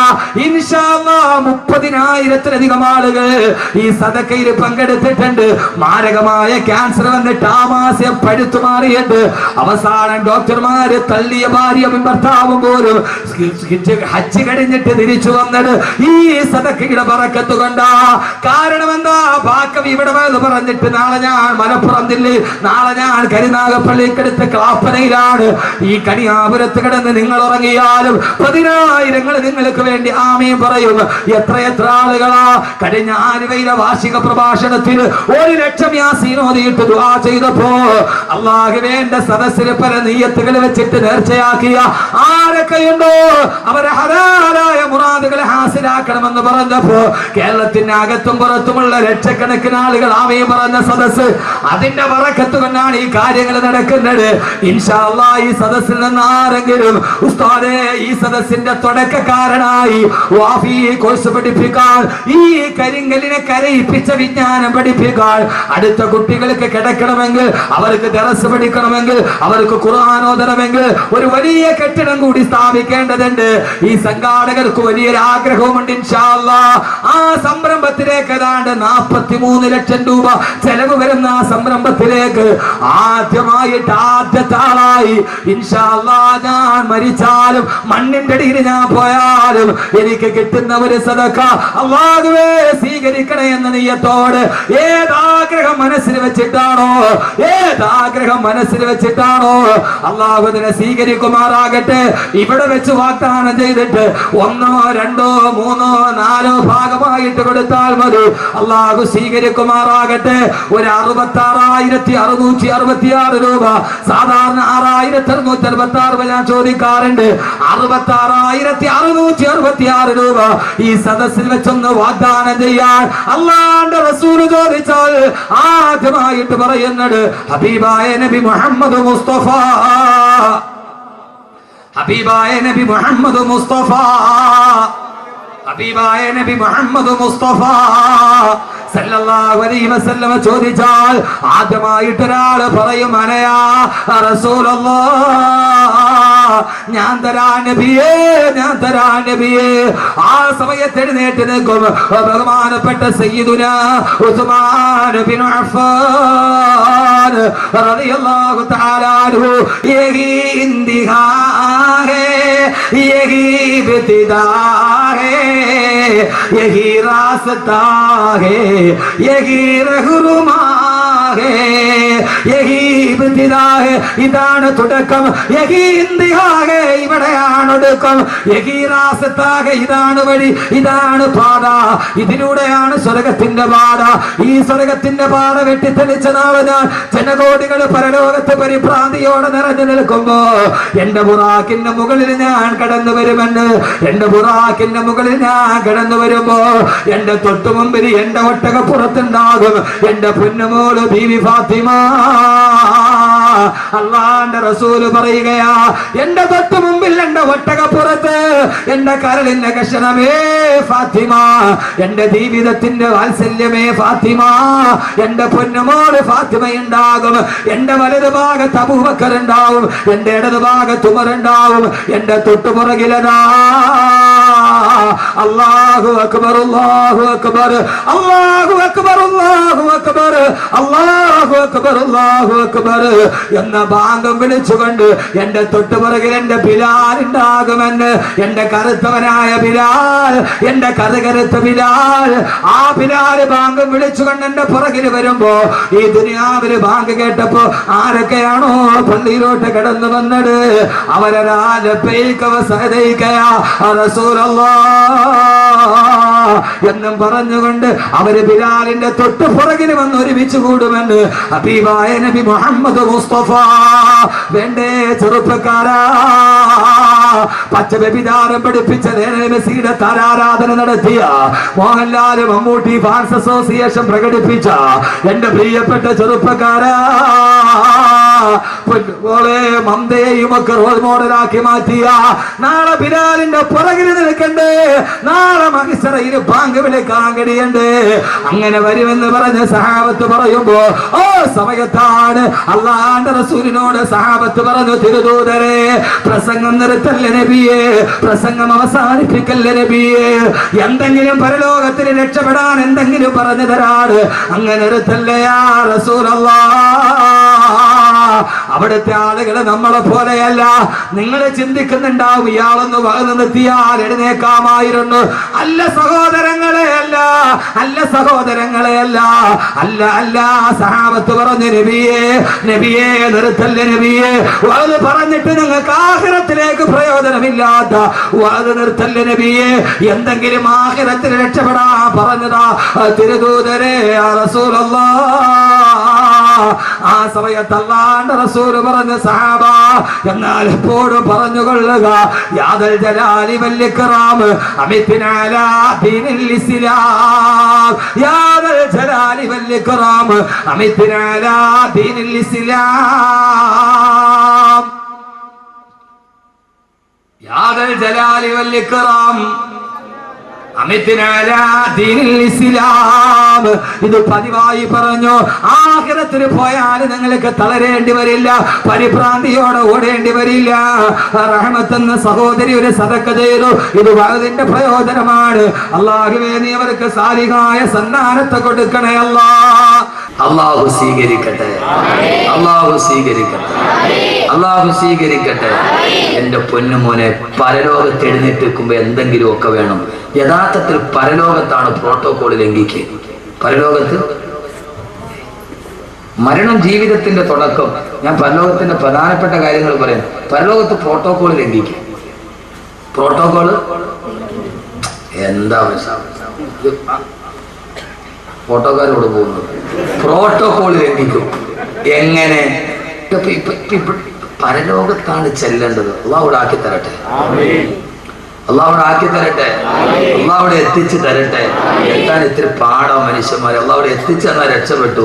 അവിടെ മലക്കുകൾ നമ്മളെ കാണുമ്പോൾ സലാം പറയും. ഇവിടെ നേരെ തിരിച്ച്, ഇവിടെ നമ്മളാരോട് പോലെ സലാം പറയും, മലക്കുകളോട് സലാം പറയും. അവിടെ മലക്കുകൾ നമ്മുടെ സേവകന്മാരാണ്.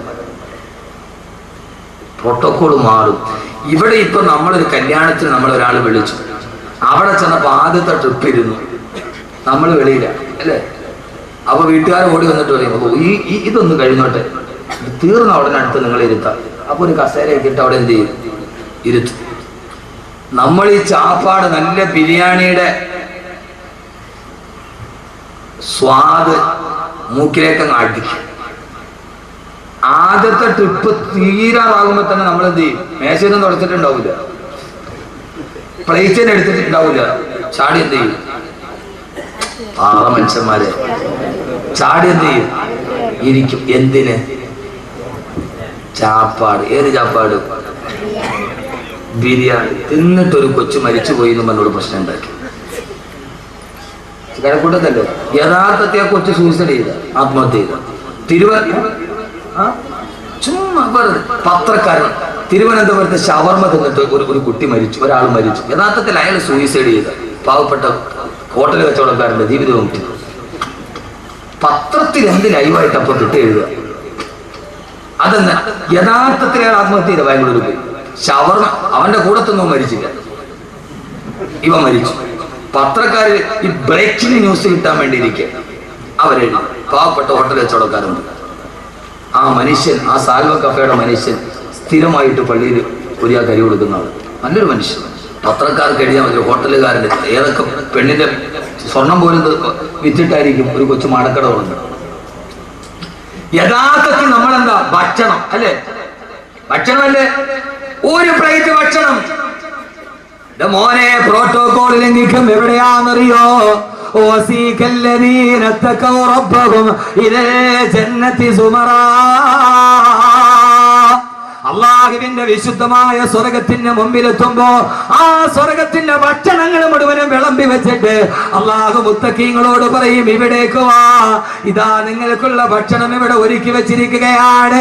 ആ സമയത്ത് സ്വർഗത്തിലെ ഭക്ഷണങ്ങൾ ഒരുക്കി വെച്ചിരിക്കുമ്പോ സ്വർഗത്തിൽ കയറുന്നവൻ ആദ്യം കൊടുക്കുന്ന ഭക്ഷണം ഏതെന്ന് നബിയോട് ചോദിച്ചപ്പോ അള്ളാഹുവിന്റെ റസൂൽ പറഞ്ഞു, പൊരിച്ച മീനിന്റെ കരളാണ് സ്വർഗത്തിലെ ആദ്യ ഭക്ഷണമെന്ന് ഹബീബായ നബി മുഹമ്മദ് മുസ്തഫ. സ്വർഗത്തിലേക്ക് കയറിയാൽ ആദ്യം കിട്ടുന്ന ഭക്ഷണം മീനിന്റെ പൊരിച്ച കരളാണെന്ന് നബി മുഹമ്മദ് മുസ്തഫ. ആ സ്വർഗത്തിലെ ഭക്ഷണം മുഴുവനും വിളമ്പി വെച്ചിട്ട് അള്ളാഹു മുത്തഖീങ്ങളോട് പറയും, ഇവിടേക്ക് വാ, ഇവിടേക്ക് വാ. ആ സമയത്താണ് സ്വർഗത്തിലെ ഭക്ഷണങ്ങൾ മുന്നിൽ കണ്ടാലും മുത്തഖീങ്ങൾ ആദ്യം കഴിക്കാൻ ചാടി കയറില്ല. അവര് പറയുമ്പോ ഖാലുൽ ഹംദുലില്ലാഹില്ലദീ സദഖനാ വഅദാ. ആ സമയത്ത് മുത്തഖീങ്ങൾ പറയുമ്പോ ഖാലു അവര് പറയും അൽഹംദുലില്ലാഹ് അല്ലദീ സദഖനാ വഅദാ. അല്ലാഹുവേ അല്ലാഹുവേ അല്ലാഹുവേ, പടച്ചവനെ ഞങ്ങൾക്ക് ഈ ഭക്ഷണം തിന്നാനുള്ള ആർത്തിയില്ല. അൽഹംദുലില്ലാഹ്, ഇതെല്ലാം ഞങ്ങൾക്ക് ഒരുക്കി വെച്ച റബ്ബേ അൽഹംദുലില്ലാഹ്. ഇവിടെ തിന്നിട്ടാണ് അൽഹംദുലില്ലാഹ് പറയുക. സ്വർഗത്തിൽ കാണുമ്പോൾ അപ്പൊ പിന്നെ ആക്രാന്തമൊന്നുമില്ല.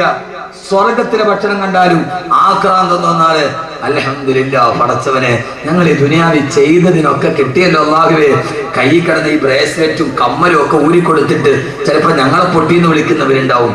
പടച്ചവനെ അവിടെ പറയാം അൽഹംദുലില്ലാഹ്. അള്ളാഹുവിനാക്കി തരട്ടെ, അള്ളാഹുവിനാക്കി തരട്ടെ, അള്ളാഹു അങ്ങനെ ആക്കി തരട്ടെ. അതിനെന്ത് ചെയ്യണം? ഈ ഭൂമിയിൽ എങ്ങനെ ജീവിക്കാൻ കഴിയണം? ഈ ഭൂമിയിൽ എങ്ങനെ ജീവിക്കാൻ കഴിയണം? നാളെ സ്വർഗത്തിലെത്തണ്ടേ? അങ്ങനെയുള്ള ജീവിതം ഈ ഭൂമിയിൽ ജീവിക്കാൻ കഴിയണം. ഉസ്താദേ, ഈ കാലഘട്ടമല്ലേ, എങ്ങനെയാ ജീവിക്കാൻ കഴിയുക? ഞാൻ ഒരു ദിവസം കഴിഞ്ഞ വർഷമാണ് പാതിരാ സമയത്ത് വള്ളക്കടവിൽ വെള്ളം കഴിഞ്ഞ് ഞാൻ ടെക്നോ പാർക്കിൽ വള്ളക്കടവിലേക്ക് വളർന്നു പോവുകയാണ്. ഏതാണ്ട് വൈകുന്നേരം ഒരു 8-8:30 മണിയായിട്ടുണ്ട്.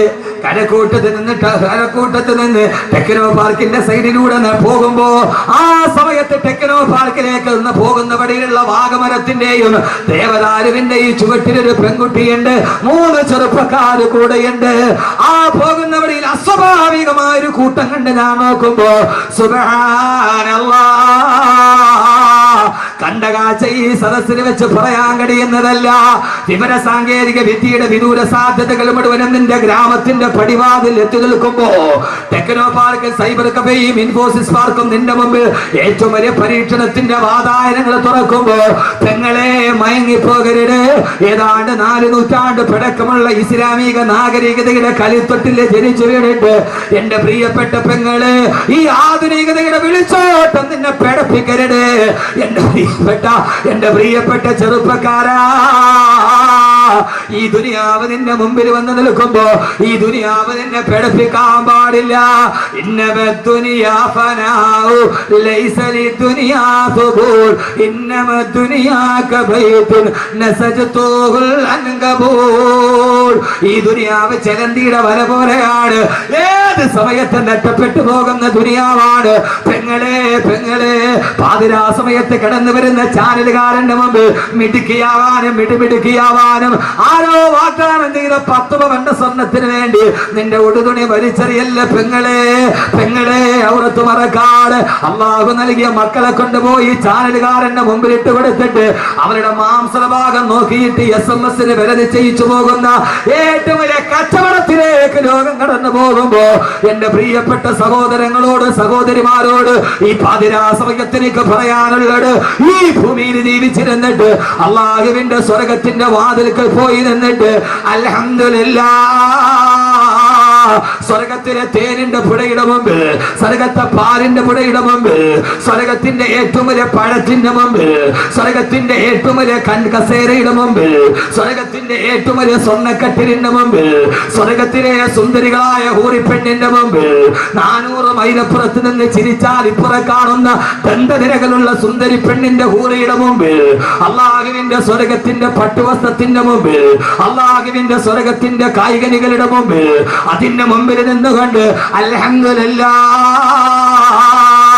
ഈ ദുനിയാവിൽ കിട്ടുന്ന ഏറ്റവും വലിയ ഭാഗ്യം പടച്ചറപ്പിന്റെ സ്വർഗത്തിന്റെ വാതിൽ പിടിച്ചിട്ട് അൽഹംദുലില്ലാഹ് എന്ന് പറയാൻ കഴിയല. എന്തേ പെങ്ങളെ പറയാൻ കഴിയില്ല? ഫിറൗനിന്റെ കൊട്ടാരത്തിന്റെ നടുവിലല്ലേ ആസിയ ബീവി ജീവിച്ചിരുന്നത്? ആസിയ ജീവിച്ചത് എവിടെയാ? ടെക്നോ പാർക്ക്, ഇൻഫോസിസ് ഒക്കെ കിടക്കട്ടെ, അതിന്റെ മുമ്പിൽ ജീവിച്ചിട്ട് ഈമാനോടെ ജീവിച്ച് സ്വർഗത്തിന്റെ വാതിൽ തുറക്കണം. അല്ലാഹു തൗഫീഖ് നൽകട്ടെ. ആമീൻ പറയ് മച്ചന്മാരെ. അടുത്ത സമയായോ? സമയായോ? ഇല്ലേ? പിന്നെന്താ ഇങ്ങനെ ഇരിക്കുന്നത്? സമയം നിർത്തണോ? മോനെ ഫിറൗന്റെ കൊട്ടാരത്തിലാണ് ഇസ്ലാമിക ലോകത്തിലെ ഏറ്റവും വലിയ ചരിത്രം ഉണ്ടായത്. ഉസ്താദ് ഇപ്പൊ എങ്ങനെയാ? ഇപ്പൊ ഇതല്ലേ കാലം? ഏത് കാലം? മിടുമിടുക്കി. അപ്പൊ പകുതി അങ്ങോട്ട് അഴിച്ചു കളയലാണ് ഇപ്പൊ ഫാഷൻ. ഇപ്പൊ ഫാഷൻ എന്താ? പകുതി അഴിച്ചു കളയുക, ബ്ലൗസിന്റെ പുറകിൽ ഒരു ജനല് വെക്കുക. കട്ടളനല്ല ഇപ്പൊ വെക്കണം ബ്ലൗസിന്റെ പുറകിൽ. ട്രാൻസ്പോർട്ട് ബസ് ഞാൻ യാത്ര ചെയ്തിട്ട് ഒത്തിരി നാളായി, കുറേ നാളായി ട്രാൻസ്പോർട്ട് ചെയ്യാം. ഈ അടുത്ത സമയത്ത് ഒരു ദിവസം യാത്ര ചെയ്തപ്പോ പുറകിരിക്കും അറിയാൻ പാടില്ല ഇത് സീറ്റിന്റെ കമ്പിയാണോ അതല്ല ഇതിന്റെ വള്ളിയാണോ. എന്തിനാ? ഞാൻ ചോദിക്കട്ടെ, എന്തിനാ അത്? എന്താ അതിന്റെ ആവശ്യം? എന്താ ഇതിന്റെ പുറകിലുള്ള ഈ പുറകിൽ കുറേ വള്ളി വെച്ചിട്ട് ജനലുണ്ടാവും. എന്താ അതിന്റെ അർത്ഥം? അതിന്റെ ഇടയിലുള്ളത് മറ്റൊരുത്തം കാണുമെന്നല്ലേ അല്ലേ? എന്താ നിങ്ങൾ ഇങ്ങനെ വാ പൊളിച്ച് ഇങ്ങനെ? ഇവിടത്തെ കഥയൊക്കെ തന്നെ പറയുന്നത്, അമേരിക്കയിലെ കഥയല്ല. എന്തിട്ടാ നിങ്ങൾ എന്നെ തുറച്ചു നോക്കണത്? ഇത് എന്തിനാ ഇത് വെക്കണത്? അടിക്കുമ്പോ കൈ ഇത്രയും മതി, അല്ലെങ്കിൽ സ്ലീവ്ലെസ് ആയി. എന്തിന്? എന്താ അതിന്റെ ആവശ്യം? എന്താ? തലത്തുണി ഇടൂല. എന്താ ഇടാത്ത? എന്റെ തല വേറത്തെ കണ്ടോട്ടെ, വേറത്തെ കാണിക്കാതിരിക്കാൻ വേണ്ടിയല്ലല്ലോ.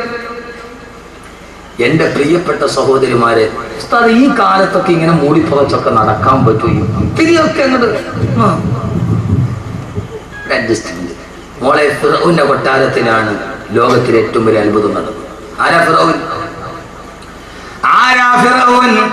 കരയിലിരുന്ന് വ്യഭിചരിച്ചിട്ട് കൊതിനീരാടെ കടലിൽ കിടന്ന് വ്യഭിചരിച്ച ആളാണ് ഫിറൗൻ. കരയിലിരുന്ന് വ്യഭിചരിച്ചിട്ട് കൊതിനീരാന്നിട്ട് കടലിൽ പോയി വ്യഭിചരിച്ച ആളാണ് ഫിറൗൻ. അതാ ഫിറൗൻ. കരയിൽ നിന്ന് വ്യഭിചരിച്ചിട്ട് ഫിറൗന് കൊതി തീർന്നില്ല. പൊന്നുമോനെ കടലിന്റെ മകളിലെ കിടപ്പ് മറിയുണ്ടായി. പോപ്പ് ഗായിക മറഡോണയ്ക്ക് ബുർജ് ദുബൈയിൽ ഏറ്റവും വലിയ രമ്യഹർമ്മമുണ്ട്. അവളുടെ ബെഡ്റൂമിന്റെ ഗ്ലാസ് മാറ്റിയാൽ, കടലിന്റെ അടിത്തട്ടില് ബെഡ്റൂം പണിതിട്ട് ഗ്ലാസ് മാറ്റിയാൽ, ഗ്ലാസിന്റെ കട്ടൻ മാറ്റിയാൽ മറഡോണ എന്ന് പറയുന്ന പോപ്പ് ഗായിക കടലിന്റെ അടിയിലൂടെ നീന്തി തുടിക്കുന്ന ഡോൾഫിനെയും സ്രാവിനെയുമാണ് കാണുക. ഗ്ലാസ് ഇട്ട് മറച്ച ബെഡ്റൂമിലാണ് മറഡോണ കിടക്കുക. മഡോണ പോപ്പ് ഗായിക മഡോണ റളിയല്ലാഹു അൻഹ എന്ന് പറയല്ലേ, പോപ്പ് ഗായിക മഡോണ. എന്റെ മോനെ, അവിടെ അസ്രായീൽ വരില്ലേ? ബർജ് ദുബൈയിലെ കടലിന്റെ അടിയിലെ ബെഡ്റൂമിലെ മഡോണയുടെ റൂഹ് പിടിക്കാൻ എന്തേ അസ്രായീൽ വരില്ലയോ?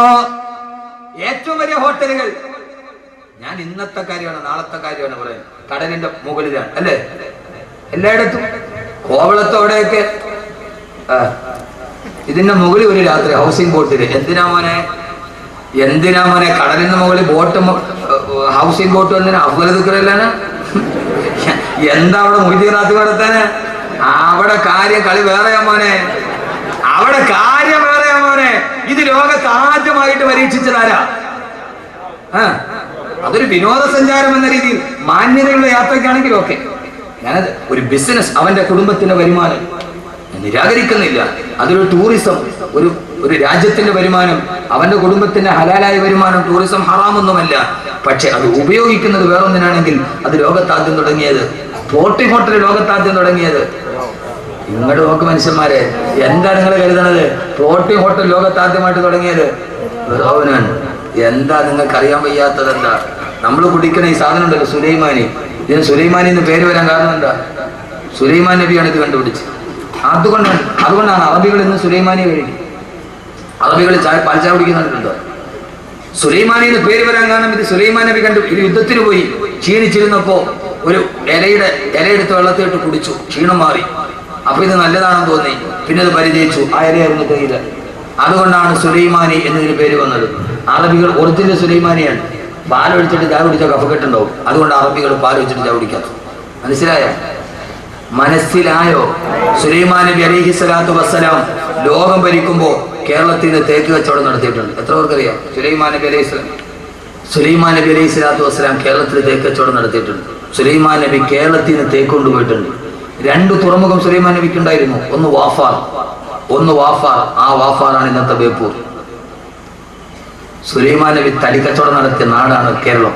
എത്ര പേർക്കറിയാം? ഇങ്ങനെ വല വീശി അറിഞ്ഞാൽ മാത്രം പോരാ, ചരിത്രം പഠിക്കണ്ടേ. ഇതിനാണ് വാഫികൾ ഉണ്ടാവുന്നത്.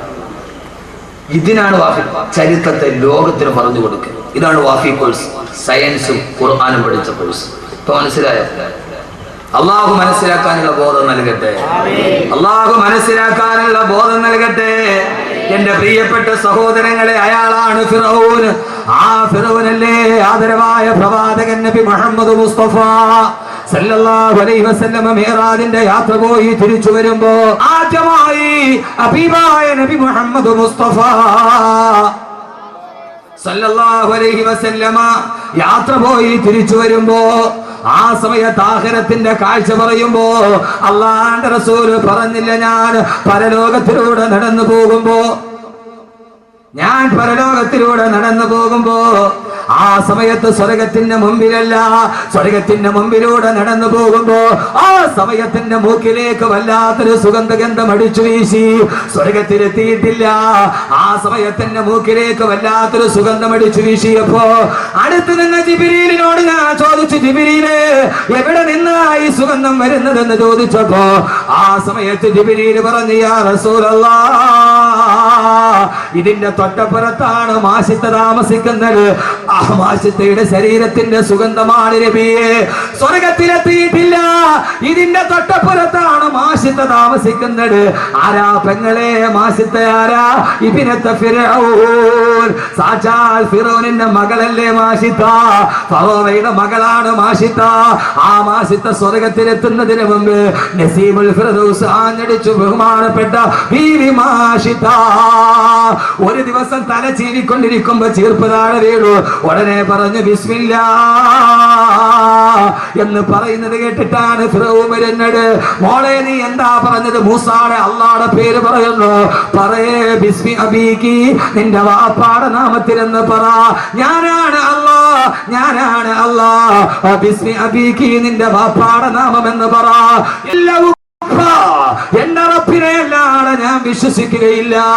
അവസാനം പിടിച്ചു കൊണ്ടുവന്ന് തിളച്ചു മറിയുന്ന എണ്ണ തിളച്ചു മറിയുന്ന ചെമ്പിലേക്ക് മാഷിത്ത റളിയല്ലാഹു അൻഹയുടെ 3 മക്കളെ വലിച്ചെറിഞ്ഞു കൊന്നില്ല ഫറോവ.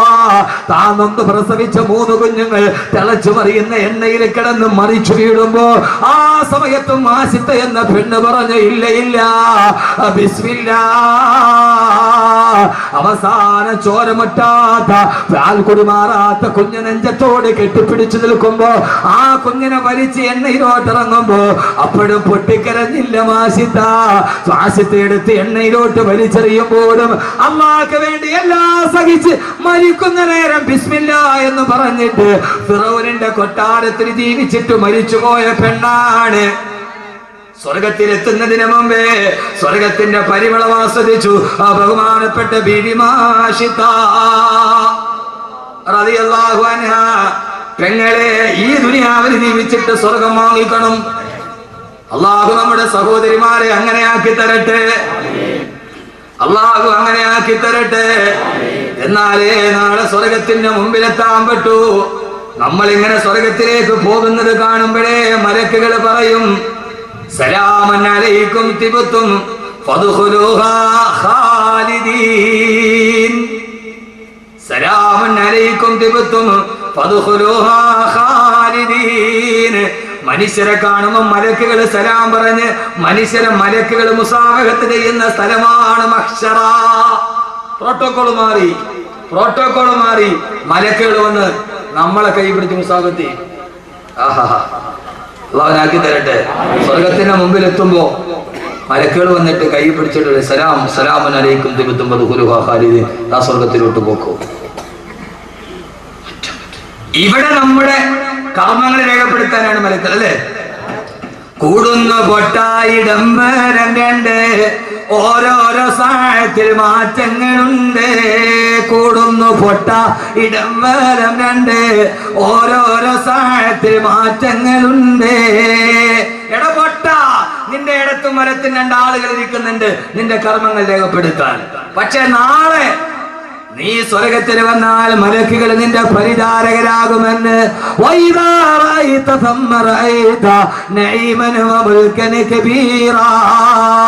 മലക്കുകള് അള്ളാന്റെ റസൂല് പറഞ്ഞു നാളെ സ്വർഗലോകം രാജസദസ്സാണെന്ന് വിശുദ്ധ ഖുർആൻ. സഹാബത്ത് ചോദിച്ചു, യാ റസൂലല്ലാഹ്, രാജാവാകണമെങ്കിൽ പ്രജകൾ വേണ്ട നബിയെ, സ്വർഗത്തിലെ പ്രജകരാരാണ് നബിയെ? ഓരോ മനുഷ്യനും 1000 മലക്കുകൾ സേവകരായി സ്വർഗത്തിലുണ്ടാകുമെന്ന് ഹബീബായ നബി മുഹമ്മദ് മുസ്തഫ. അള്ളാഹു നമുക്കത് കാണാൻ തൗഫീക്ക് നൽകട്ടെ. നാളെ സ്വർഗത്തിലെ രാജാക്കന്മാര് നമ്മളാ. ഒരു മനുഷ്യന് 1000 മലക്കുകൾ ഏറ്റവും കുറഞ്ഞുണ്ടാവും. അള്ളാഹുനാക്കി തരട്ടെ, അള്ളാഹുനാക്കി തരട്ടെ. ഇനി ഒരു കാര്യം കൂടെ നിങ്ങൾക്ക് ഞാൻ പറഞ്ഞുതരാം. ആ പെണ്ണിനെ കൂടെ കണ്ടിട്ട് പോവാം, കണ്ടേ? പക്ഷേ ഫിർഔന്റെ കൊട്ടാരത്തിലെ പോലെ മാസത്തെ പോലെ ജീവിക്കണം. ആ പെണ്ണിനെ സ്വർഗത്തിലെ പെണ്ണുങ്ങളെ അള്ളാഹു കാണാൻ തൗഫീക്ക് നൽകി. സ്വർഗത്തിലെ ഏത് പെണ്ണിനെ കാണും? ഇതിനെ കാണുമോ? അവിടുത്തെ ഹൂലികളെ കാണും? ഏതിനെ കാണും? നിങ്ങൾക്ക് ഇതിനെ കാണണോ? സ്വർഗത്തിലെ ഹൂലികളെ കാണും? കേട്ടാ, ഹൂലികളെ കണ്ടാൽ മതി. നിങ്ങളെ വേണ്ട. എന്തിനീ പഹയന്മാർക്ക് വേണ്ടി സ്വർണ്ണം ഇങ്ങനെ വെച്ചേക്കുന്ന? നിങ്ങളെ വേണ്ട. പക്ഷേ സഹോദരിമാരെ, അല്ലാഹുവിന്റെ റസൂൽ പറഞ്ഞു നാളെ സ്വർഗത്തിലെ ഹൂറുലിങ്ങളെക്കാൾ 70,000 ഇരട്ടി സൗന്ദര്യം അന്ന് ഈ ദുനിയാവിലെ പെണ്ണിനാണെന്ന് നബി മുഹമ്മദ് മുസ്തഫ. ഹൂറുലിങ്ങളായ പെണ്ണുങ്ങളെക്കാൾ 70,000 ഇരട്ടി സൗന്ദര്യം ദുനിയാവിലെ പെണ്ണിനുണ്ടെന്ന് നബി മുഹമ്മദ് മുസ്തഫ സല്ലല്ലാഹു അലൈഹി വസല്ലം. അപ്പാര കാണണം? ഊല്യങ്ങളായ പെണ്ണിനേക്കാൾ 70,000 ഇരട്ടി സൗന്ദര്യമെന്ന് സാധാരണ പെണ്ണിനാണ്. നല്ല സന്തോഷത്തോടെ ജീവിച്ചു മരിച്ചു പോയ ഭാര്യയും ഭർത്താവുമാണെങ്കിൽ അതേ ഭാര്യയും ഭർത്താവും സ്വർഗത്തിൽ ഒരുമിച്ച് കൂടും.